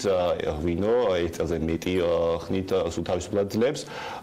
უბრალოდ დღესდღეობით მიმდინარეობს ახლა მუშაობა თუ რამდენად ლაბორატორიული კვლევები, რამდენად შესაძლებელია ბევრად დიდი ხნით შეინახოს ქილა. მაგრამ ერთი წელი ზუსტად იცით, რომ შესაძლებელია ერთი წელი ზუსტად შესაძლებელია ნამდვილად დღესდღეობით ნებისმიერ ადგილას. არა და ნებისმიერ ტემპერატურაზე რა თქმა უნდა ღვინისთვის შესანახ ტემპერატურაზე. მედია რომ მზის გულზე არ არის. მეორეს მხრივ თქვენ ახსენეთ რომ ბაზარზე თქვენი კონკურენტები არ არიან მხოლოდ ღვინის მწარმოებელი კომპანიები, რეალურად სეგმენტი ბევრად დიდია. ხო, უფრო ნაკლებად, უფრო დიდი არის. დასაფასო სეგმენტში არის მივინო წარმოდგენილი, რამდენად შეიძლება რომ მაღალი ხარისხის ღვინო იყოს ქილის ბანკაში და ამას როგორ ითვლით, თქვენ კვლევებიც ახსენეთ და მართლა საინტერესო არის, აი რა ტიპის კვლევები ქონდათ ჩატარებული, დაახლოებით რა ინფორმაციას და რა რიცხვებს ფლობთ ამასთან დაკავშირებით. და აქვე დავამატებ სამიზნეს სეგმენტი, ერთადი გათვლა ვიზე გაკეთდა რეალურად. სამიზნეს სეგმენტი ვინ იყო? პირველ რიგში შევისწავლეთ ღვინის ბაზარი, დავადგინეთ საქართველოში და არა მარტო საქართველოში ყველაზე პოპულარული სახეობები, ეს იყო წითელი და თეთრი მშრალი ღვინო, თუმცა სამომავლო ეტაპებზე ვისაუბრებ, რომ ვაპირებთ ნახევრადკბილების დამატებას, იგივე შუშონა ღვინოების დამატებას და ასე შემდეგ. რაც შეეხება ღვინის ხარისხს, ღვინის ხარისხი ჩვენი არის უმაღლესი, თვითონ საექსპორტო ღვინო არის შიგნით და საფასო სეგმენტი ჩვენ ვაპირებთ, რომ ზოგადად ჩავანაცვლოთ არსებული კონკურენტები იგივე ლუდი, იმიტომ რომ ვფიქრობთ ახალგაზრდები გადავლენ ამ პროდუქტზე, ვინაიდან საქართველოში ღვინის კულტურა არსებობს. ფასებს რაც შეეხება კულტურის გარდა ახალგაზრდებს, ანუ ცოტა უცხო არის ბანკიდან ახალგაზრდები. მით უმეტეს, როცა ახალგაზრდები მაინც მიჩვეულები არიან, ან თუ მაგარი ალკოჰოლური შემცველობით უნდა დალევეს სხვა ტიპის სასმელი აირჩიონ, ან დაბალ ალკოჰოლური შემცველობის შემთხვევაში სხვა ტიპის სასმელი აირჩიონ. ღვინოზე რატომ უნდა გააკეთონ? ჩვენი სეგმენტი ახალგაზრდები, რომელთაც არ ეშინიათ სირთულეების და აუცილებლად წამოყვებიან, ასე რომ ვთქვათ. მოკლედ ჩვენი დავამატებ საბას სიტყვებს, ჩვენი ასაკობრივი სეგმენტი უმეტესად არის მილენიალები, ადამიანები, რომლებიც უფრო მეტად არიან გახსნილები ინოვაციებისადმი და რეალურად იმ ქილის ღვინის კომპანიების გათვლა ზუსტად ეგეთი იყო, ვინც ამერიკაში შეერთებულ შტატებში მსგავსი კომპანიები დააფუძნეს და მსგავს შეფუთვებში ჩამოასხეს ქილის ღვინო და მათი სტატისტიკები ზუსტად იგივეს მეტყველებს, რომ ქილის ღვინის მომხმარებლები უმეტესად არიან მილენიალები, 18-დან 40 წლამდე ადამიანები. ქონები. და მინდა დავამატო, რომ ჩვენ არ ყოფილვართ ეს პირველები მსოფლიოში, რა თქმა უნდა, ეს ხილაში ღვინის ჩასხმის კულტურა, კულტურას ვერ უწოდებ, თუმცა პრაქტიკა ამერიკაში არსებობს, საკმაოდ გავრცელებულია, საკმაოდ დიდი 45 მილიონიანი ბრუნვის მქონე ინდუსტრია და მიუხედავად იმისა, რომ თუმცა ამავე დროს საკმაოდ ინოვაციური ამერიკისთვისაც, გამომდინარე იქედან, რომ მხოლოდ 0.2%-ს მოიცავს ღვინის ბაზრის. ასე რომ ჩვენ ესე თუ ისე მარკეტინგ კვლევებით, მეორადი ინფორმაციის ანალიზით გარდა ასევე საქართველოს ბაზრის შესწავლითაც გამოვიყენეთ აშშ-ში გავრცელებული პრაქტიკა და გამოცდილება. რეგიონის პრაქტიკას თუ იცნობთ, თუ არის პოტენციალი, რომ მათ შორის მეზობელ ქვეყნებში იყოს გატანილი ასეთი ფორმით ღვინო? არა მარტო მეზობელ ქვეყნებში, არამედ ეხლა მოლაპარაკებები გვაქვს დასავლეთ აფრიკის ქვეყანასთან, იქ ვაპირებთ ექსპორტს ასევე აზიის ბაზარზე და ასევე მეზობელ ქვეყნებთანაც, რა თქმა უნდა. როდესთვის გეგმობთ დაახლოებით თუ? მოლაპარაკებები აფრიკასთან არის, კონდიგვიორთან, დასავლეთ აფრიკა არის და უახლოეს თვეებში ფიქრობ უკვე გასულები ვიქნებით აფრიკის ბაზარზე და შემდგომ უკვე აზია და რა თქმა უნდა მეზობელ ქვეყნებშიც. კოტიდივუარს გულისხმობთ კონკრეტულად. სანამ სამოვალო გეგმებზე გადავალთ, მანამდე მინდა დავაფიქსიროთ, უბრალოდ ძალიან მაყურებელს ძალიან აინტერესებს, დარწმუნებული ვარ, სად შეუძლიათ რომ მივინოს პროდუქტი შეიძინონ ამ ეტაპზე. ვიცი რომ სატესტოდ რამდენიმე ლოკაციაზე უკვე განთავსებულია პროდუქტი. სატესტო წარმოდგენილია 8000 მოსავალში, რამდენიმე ღვინის სპეციალიზირებულ მაღაზიაში, ბარებში და უახლოეს კვირებში ჩვენს მომხმარებელს გავაცნობთ იმ ქსელურ მარკეტებს, სადაც განთავსდება ჩვენი ღვინო. სამოვალო გეგმებზე რადგან გადავედით, მინდა ვიკითხო, საიდან იღებთ ამ ღვინოს და მომავალში გეგმობთ რომ თქვენ გახდეთ წარმოებლები, იმიტომ რომ მეჭვი მაქვს რომ ეს იდეა არ არის ისეთი დიდი ხნის რომ თქვენ ხო ვენახი ქონდეთ გაშენებული და ღვინოს თქვენ თვითონ აყენებდეთ და ასე შემდეგ. ვისთან გაქვთ კონტაქტები და სად ხდება ჩამოსხმა რეალურად? ღვინის წარმოებელი ამ ეტაპზე ჩვენ არა ვართ, თუმცა გეგმებში რა თქმა უნდა გვაქვს ღვინის წარმოების დაწყება. ამ ეტაპზე ჩვენ ურთიერთობა გვაქვს ერთ-ერთ ძალიან კარგ ქართული ღვინის წარმოებულ კომპანიასთან, რომელიც სამწუხაროდ ქართულ ბაზარზე ასე ვთქვათ არ მუშაობს, საექსპორტო ღვინოებს აწარმოებს ინგლისისთვის, კონკრეტულად დიდი ბრიტანეთისთვის კონკრეტულად და ევროპაში სხვა ქვეყნებისთვის არის რამდენიმე, ეს არის შეფსე მათობელა ვაინს და ნუ უახლოეს მომავალში, თუმცა მიუხედავად ამისა, გვაქვს გეგმაში ინვესტიციის განხორციელება ამ მიმართულებით. რა იყო საწყის ინვესტიცია, როდესაც გადაწყვეტეთ, რომ ასე ახალგაზრდა მეგობრებმა ერთ დღეს გაჩენილი პრობლემის გადასაჭრელად საერთოდ ბაზარზე ახალი პროდუქტი შეგეთავაზებინათ? საერთოდ გავცემა სულს, ნუ საერთოდ ამ იდეაზე ფიქრობ დავიწყეთ, ეს იყო წელიწადნახევრის წინ, რა თქმა უნდა, მალევე დავიწყეთ. წელიწადნახევრის წინ დარჩით მშრალად და ვერ გახსენეთ. დავიწყეთ მუშაობა ბიზნეს პროექტზე, გეგმის დაწერა საკმაოდ დიდ მასშტაბებზე გავედით, თუმცა მოახერხეთ მისი შემცირება და დავიწყეთ უკვე პირდაპირ ინვესტიციის მოძიებაც. ინვესტიცია დავიმატეთ რამოდენიმეჯერ, საწყის ინვესტიცია ჩვენი პირადი ფული იყო, დაწყება უკვე ამ პროცესების მოძიება, ესე ვთქვათ, და რამოდენიმეჯერ განხორციელდა fundraising-ი, ესე ვთქვათ, და საწყის პირველი ინვესტიციაში დაგვეხმარა მიკროსაფინანსო ორგანიზაცია კრისტალი და USAID თავიანთი პროექტის პარკლებში. სამოვალო გეგმებით რომ შევაჯამოთ და რეზუმირება გავუკეთოთ დღევანდელ სტუმრობას. მაგამდე დავავატებ ამ ღვინოზე, რომ რეალურად რომ არ ჩვენი მეგობრები, რომელიც დაგვეხმარნენ, ასე ვთქვათ, რეკლამების გადაღებაში არ იქნებოდა არაფერი. სამოვალო გეგმებსაც შეეხება. ცოტა ნახოთ ჩვენ მაყურებელმა Facebook გვერდზე, მივინოს Facebook გვერდზე და მიადევნოს თვალი, იმიტომ რომ გარკვეულად გაერთობთ. სამოვალო გეგმებსაც შეეხება ვაპირებთ პროდუქციის გაფართოებას და ემატება ჩვენ მომხმარებისგან წამოვიდა თვითონ მოთხოვნა რომ აუცილებლად უნდა ნახევრად კბილი და შუშხონა ღვინოები იხილონ და აუცილებლად იხილავენ უახლოეს მომავალში, ასევე სამოვალოდ გეგმავთ ხილის ღვინოების წარმოებას ქილაში და რა თქმა უნდა ექსპორტს. მადლობა დიდი სტუმრობისთვის. ჩვენი სტუმრები იყვნენ მივინოს დამფუძნებელი გიორგი მაჭავარიანი და საბა სახვაძე. წარმატებას უსურვებ მივინოს ძალიან საინტერესო პროდუქტს, რომელიც ახალგაზრდებმა შექმნეს და დარწმუნებული ვარ, რომ მათ შორის ქართული მომხმარებლებსაც საინტერესო იქნება და ექსპორტზე ძალიან ბევრ წარმატებას მიაღწევენ.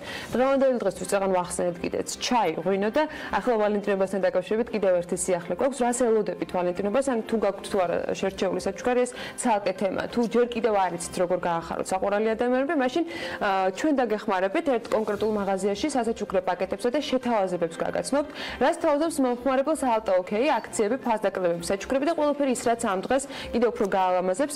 მოკლედ, მაღაზითა ქსელ ალტა-ოკეიში მარიამ ადამია წავიდა, საინტერესო შეთავაზებები მოისმინა და ახლა ჩვენ შემოგთავაზებს მათ.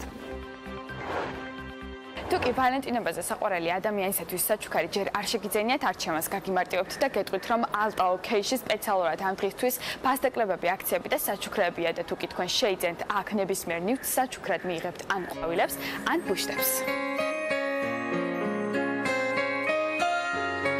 14 თებერვალი ეს ის თარიღია, რომელსაც უამრავი შეყვარებული ადამიანი ელოდება და აღნიშნავს, თუმცა არიან ისინიც, ვინც ხმამაღლა და დაუღალავად აცხადებენ, რომ ყოველი დღეს სიყვარულისაა.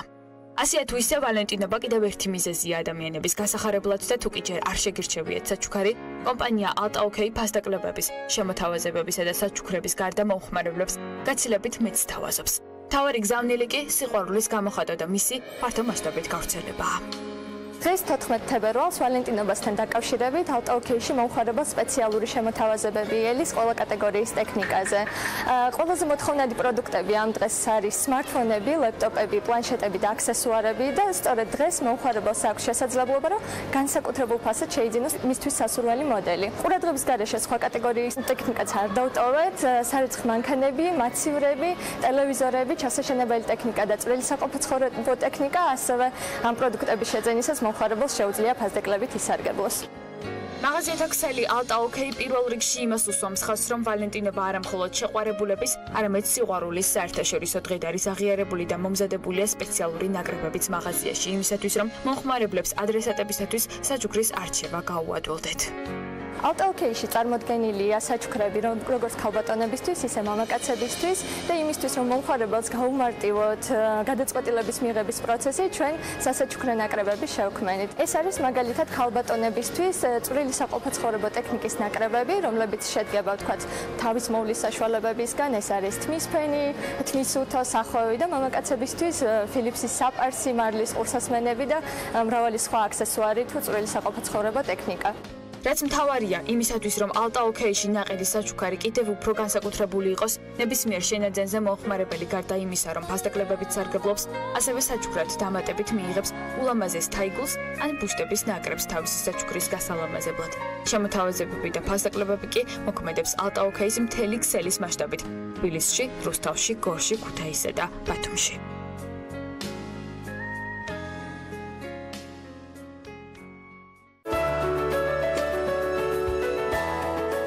ამინდის პროგნოზის სპონსორია დეველოპერული კომპანია ორიონ ჯგუფი.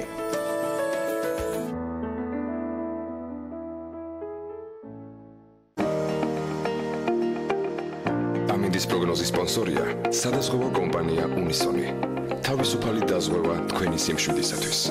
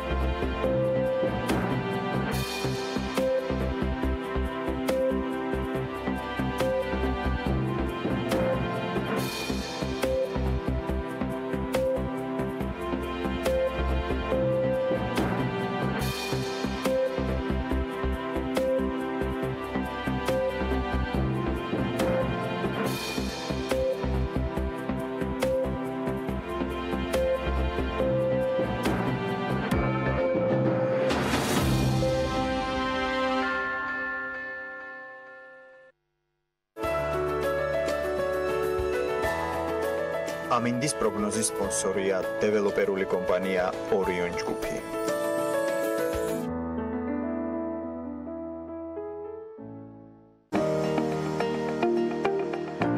ამინდის პროგნოზის სპონსორია სადაზღვევო კომპანია უნისონი. თავისუფალი დაზღვევა თქვენი სიმშვიდისათვის.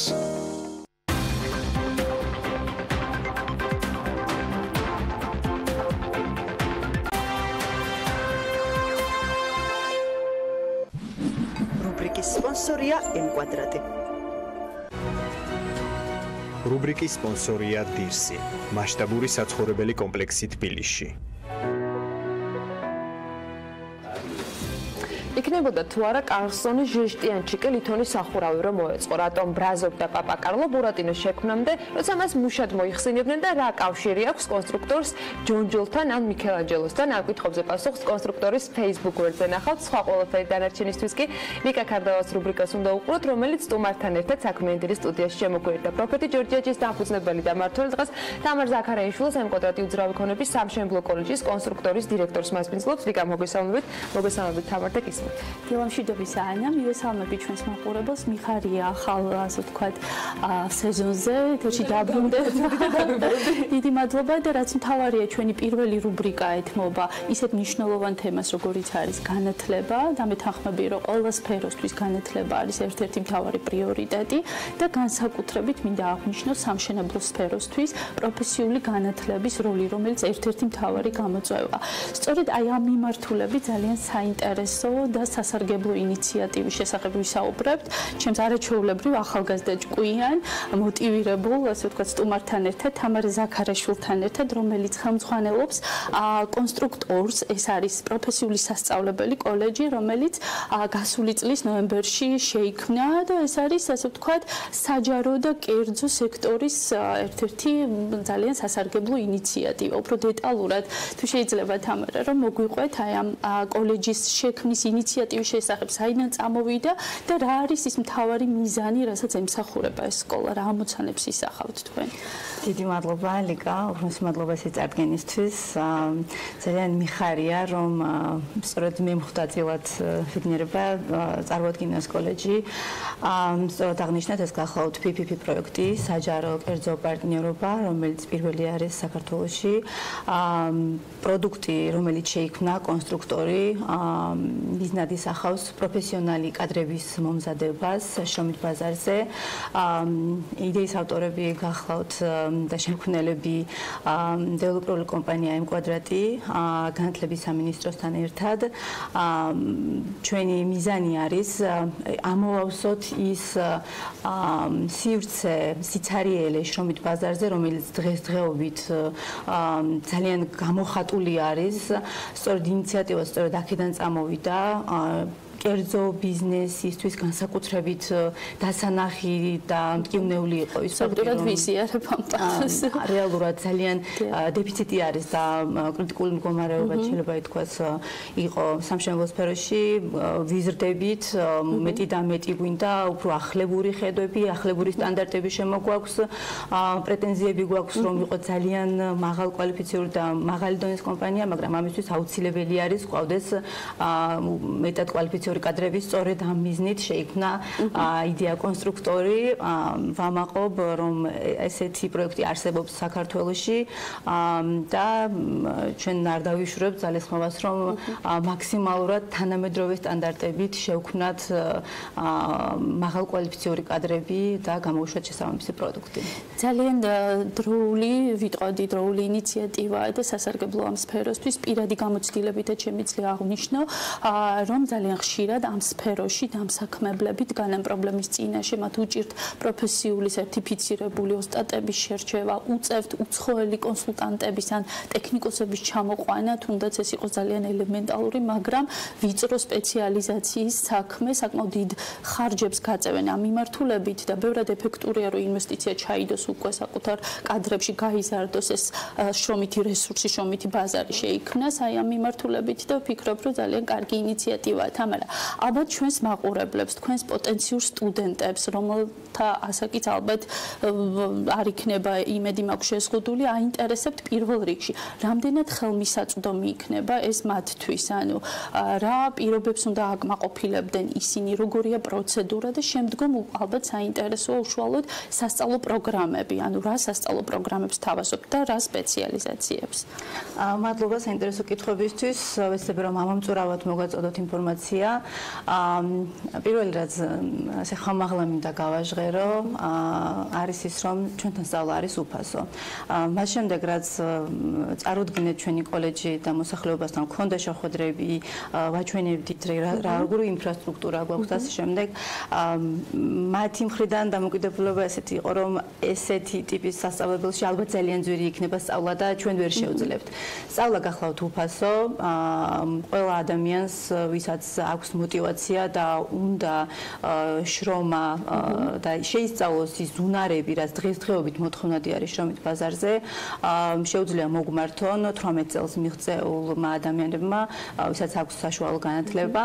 ზედაზღვარი ჩვენთან არ არსებობს, ამასაც ხალხს გავუსვამდი, იმიტომ რომ რეალურად შევხვდი ისეთ ადამიანებს, რომლებსაც არ სჯერათ, თუნდაც მეორე პროფესიის, რომ მათ უნდა არჩინონ ოჯახი და ეხლა უკვე გვიანია მათთვის სწავლა.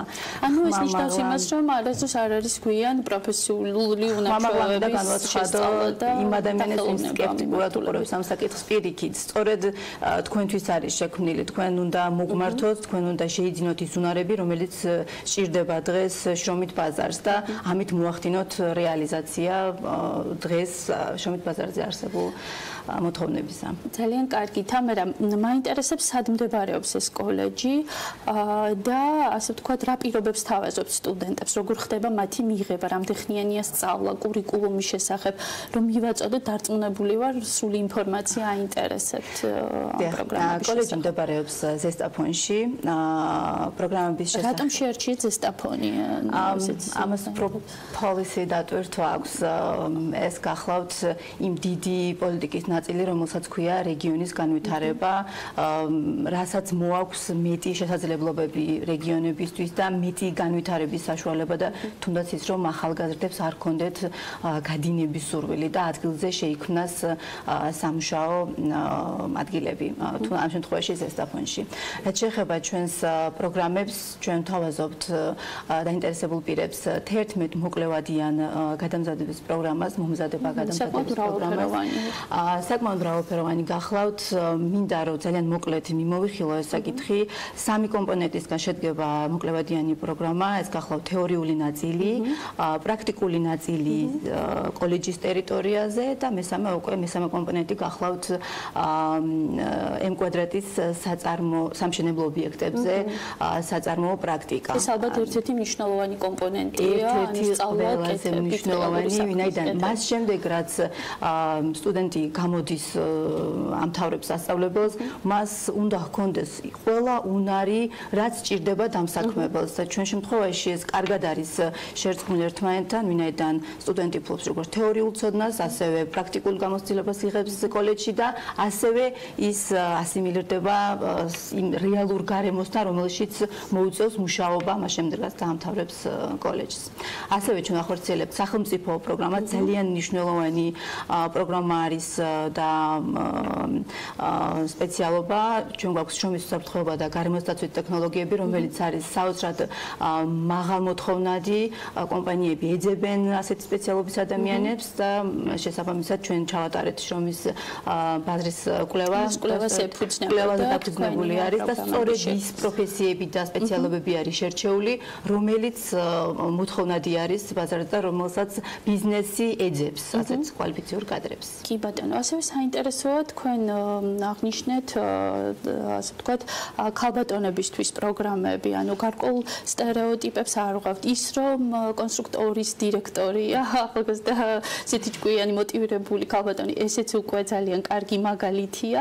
გლობალურად მშენებლობის სექტორში ბალანსი, ასე ვთქვათ, გენდერული ბალანსი ძალიან დიდი გამოწვევაა. მათ შორის საქართველოშიც ყველა ვიცით, რომ ამ სფეროში დასაქმებულების უმეტესობა მამრობითი სქესის წარმომადგენლები არიან. აი ამ კუთხით რა პროგრამები გაქვთ, რა გეგმები პრობლემები გაქვთ და როგორ გამოუცხადებთ მხარდაჭერას ქალბატონებს? დიდი მადლობა ამ საკითხის აღნიშნისთვის. მოსწორად აღნიშნეთ ლიკა, სტერეოტიპულად სამშენებლო სექტორი არის მამაკაცების სასახლე, მოდი ასე ვთქვათ, სადაც მხოლოდ მამაკაცები მუშაობენ. ჩვენ გვინდა დავანგრიოთ ეს სტერეოტიპი, ქალებს უცხადებთ სრულ მხარდაჭერას, პირიქით თანამშრომლობთ კიდეც ქალთა ორგანიზაციასთან UN Women, რომელიც მხარში გვიდგას ჩვენთან ერთად ატარებენ, ერთობლივად ვატარებთ პროფორიენტაციას, ვუხსნით მდიდრობის სქესის წარმომადგენლებს, ჩვენს შესაძლებლობებს, უпростоრად მათსავე შესაძლებლობებს ვუხსნით, რის იკეთება შეუძლიათ მათ. და რის იკეთება შეუძლიათ, რას თავაზობთ მათ? ჩვენ როცა გვეკითხებენ, რა გაქვთ ქალებისთვის, ესეთი კითხვები მოდის ხოლმე. ყველაფერი ქალებისთვის არის. ყველა პროგრამა არის შექმნილი ქალისთვის, კაცისთვის, ჩვენ არ ვანსხვავებთ სქესს. პირიქით, მე მინდა მაქვს გეგმაში რომ რაც შეიძლება მეტი წარმატებული ქალი ყავდეს დასაქმების თვალსაზრისით. შეიძლება ეს საქართველოში იყოს ესე თვალშისაცემი, მაგრამ თუ გადავხედავთ უცხოურ პრაქტიკას, ახლა ხანს ვიყავით გერმანიაში არაჩვეულებრივი შემდგებლები, ნახეთ მღებავები, სანტექნიკოსები, ქალები. ასე რომ მოუწოდებ ქალბატონებს მოგმართონ ჩვენი სრული მხარდაჭერის. არის უკვე ინტერესი ქალბატონების მხრიდან, რომ დარეგისტრირებული არიან უკვე ქალები ჩვენს პროგრამებზე. ძალიან კარგი. თამარა, ვფიქრობ, რომ საკმაოდ ისეთი სასარგებლო ინფორმაცია იქნება ეს თქვენი პოტენციური სტუდენტებისთვის, რაც თქვენ მათ მიაწოდეთ. დარწმუნებული ვარ, რომ უფრო დეტალურ კონსულტაციებს მათ გაუწევთ, როდესაც მოგმართავენ. თუმცა აქვე მინდა გითხოთ თქვენი სამომავლო გეგმების შესახებ. რას გეგმავთ მომავალში? რამდენი სტუდენტის გამოშვებას გეგმავთ?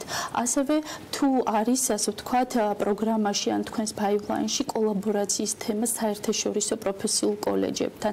აი ეს მიმართულებები ალბათ ძალიან საინტერესო იქნებოდა, რომ მოგესმით. უპირველეს ყოვლისა, რასაც ხაზი მინდა გაუსვა და არ გამორჩეს მაყურებელს, ეს არის ის ფაქტი, რომ ჩვენი კურსდამთავრებულები, წარმატებული კურსდამთავრებულები დასაქმდებიან M კვადრატის ობიექტზე, რაც იდეის, რასაც კონსტრუქტორი ქვია, ერთ-ერთი ყველაზე მნიშვნელოვანი ნაწილი არის, ასე რომ мотиваცია, ვისაც აქვს და მონდომება, ვისაც შრომა უყვარს და უნდა მომავალი შეიქმნას, ჩვენი დევიზი არის აიშენე მომავალი, შეუძლია საკუთარი ენთუზიაზმით შეიქმნას ხვალინდელი დღე და დასაქმდეს ამ დიდი ოჯახის, რასაც M კვადრატი ქვია, მის ობიექტებზე. ძალიან მნიშვნელოვანი ფაქტორი არის. რეგისტრაცია დაწყებული არის. მოგმართონ, მიმართავ ყველას რომ მოგმართონ გაგრძელდება. არის აი დედლაინ საბოლოო თარიღები. თვისებამდე გაგრძელდება რეგისტრაცია. შეუძლიათ დაინტერესებულმა პირებმა ნახონ ჩვენი ვებსაიტი კონსტრუქტორი.g, ასევე Facebook საიტზე მოგმართონ. შეიძლება დარეგისტრირონ ასევე სატელეფონო ზარის მეშვეობით, რომელიც მითითებული არის ვებსაიტზე. რაც შეეხება ჩვენს სამომავლო გეგმებს, ძალიან ამბიციური გუნდი გვყავს ლიკა, ძალიან დიდი გეგმები გვაქვს, გვინდა მაქსიმალურად გქონდეს ურთიერთობა საერთაშორისო კოლეჯებთან, უпростоრად რომ ვთქვათ, საზღვარგარეთში არსებულ წარმატებულ კოლეჯებთან უკვე დავიწყეთ ვიზიტი განახორციელეთ გერმანიაში, პოლონეთში და ესტონეთში, ამერიკაშიც მათ შორის დავათვალიერეთ კოლეჯები, ქონდა კომუნიკაცია გაცვლით პროგრამებთან დაკავშირებით, გვინდა ჩამოვიყვანოთ ექსპერტები, რომლებიც დაატრენინგებენ როგორც სტუდენტებს და გააცნობენ თანამედროვე ტექნოლოგიებს, ასევე მასწავლებლებს, ჩვენს არაჩვეულებრივ მასწავლებლებს, რომელთანაც გვინდათ ესეთი შრომითი ურთიერთობა და ტრენინგის ფორმა მივცეთ და გვინდა რომ ხამაღალ ნათქვამად მithვლიდნენ, მაგრამ მე მაინც ვიტყვი ამას, გვინდა რომ საერთაშორისო მნიშვნელობის კოლეჯი ვიყოთ, სადაც სტანდარტები იქმნება და სიტყვა გვეთქმის საერთაშორისო. დარწმუნებული ვარ, რომ ეს დროც მალე მოვა და რაც მთავარია, ყველამ ვიცით, რომ განათლებაში ინვესტიცია, ხარისხიან განათლებაში ინვესტიცია არის ყველაზე მართებული და გრძელვადიანი ინვესტიცია, რომელსაც უკუგება აუცილებლად მოყვება. წარმატებას გისურვებთ თქვენ ასე ვთქვათ, თქვენს კომპანიას და მრავალ, ასე ვთქვათ, წარმატებულ კურსდამთავრებულ, სერტიფიცირებულ კურსდამთავრებულს, რომელიც შრომით ბაზარს გამოადგება. დიდი მადლობა. უღრმესი მადლობა მოწვევისთვის. მადლობა თამაშდომრებისთვის. მადლობა ლიკა ქარდავა, პროფესორ ჯორჯიაჯის დამფუძნებელი და მმართველი, დღეს თამარა ზაქარიაშვილი, კვადრატი უძრავი ქონების სამშენებლო კოლეჯის კონსტრუქტორის დირექტორის მასპინძლობდა. ეს ერთგვარად გამოხმაურებაც იყო გუშინ საკანონმდებლო ორგანოში გამართული მოლაპარაკებისა, უბრალოდ შეხვედრისა, რომელიც კითხვა-პასუხის რეჟიმში ეკონომიკის მინისტრსა და დეპუტატებს შორის მიდიოდა, სადაც გიორგი ქობულიამ ისაუბრა იმ პროექტზე და პროგრამაზე, რომელსაც სახელმწიფო გეგმავს, თუმცა ამ შემთხვევაში მნიშვნელოვანი სწორედ კერძო სექტორის ჩართულობა იქნება, როდესაც კერძო სექტორი თავად გახდება ერთგვარად დამხმარე იმ გამოწვევის პასუხის მოძიებისა, რაც უკავშირდება პროფესიული კადრებით ბაზრის შევსებას. როდესაც ვსაუბრობთ ასეთ თემაზე, ერთ-ერთი ძირითადი გამოწვევა საქართველოსთვის ეკონომიკისათვის პრაქტიკულად ყველა სექტორში ეს არის სამუშაო ძალის კვალიფიკაცია, ამიტომ ჩვენ ყველა სექტორთან მიმართებით, რომელზეც ვსაუბრობთ, გეგმავთ ძალიან სერიოზულ გადამზადების პროგრამის ამუშავებას. ეს ეკონომიკის მინისტრის განცხადებაა, სწორედ გუშინდელი შეხვედრიდან მას ამ თემაზე ბევრი უსაუბრია, თუმცა უნდა აღნიშნოს, რომ კონსტრუქტორი, რომელიც უკვე რამდენიმე თვეც ფუნქციონირებს, სწორედ ამ გამოწვევის საპასუხოდ შექმნილი ერთგვარი პლატფორმა კომპანიისთვისაც სასარგებლო დარწმუნებული ვარ დასაქმების სურვილებისთვისაც და სწორედ იმ გამოწვევის საპასუხო, რომელიც უკავშირდება საჭირო პროფილური კადრების გადამზადებას. მადლობა ასეთი არჩეულებრივი ინფორმაციებისათვის და შეთავაზებისათვის, რომელიც მათ შორის გოგონებისთვის გაჩნდა. დარწმუნებული ვარ, რომ ბევრისთვის ძალიან საინტერესო იდეა და პროექტი იქნება ამ მიმართულებით განხორციელებული. კიდევ ერთხელ დიდი მადლობა სტუმრობისათვის ლიკა ქარდავას და მის დღევანდელ სტუმარს. ჩვენ კი ამით და მათთან ერთად საქმიანი დილას დავასრულებთ. აუცილებლად უნდა დარჩეთ ტელევიზორზე, გვიყუროთ საქმის კურსის ეთერებში. ბექაპაციკაძესთან ერთად ბიზნესი და ეკონომიკის მნიშვნელოვან სიახლეებს შეიტყობ დღის განმავლობაში. მე ხვალ მდეგებში და ბედნიერ დღეს გისურვებთ.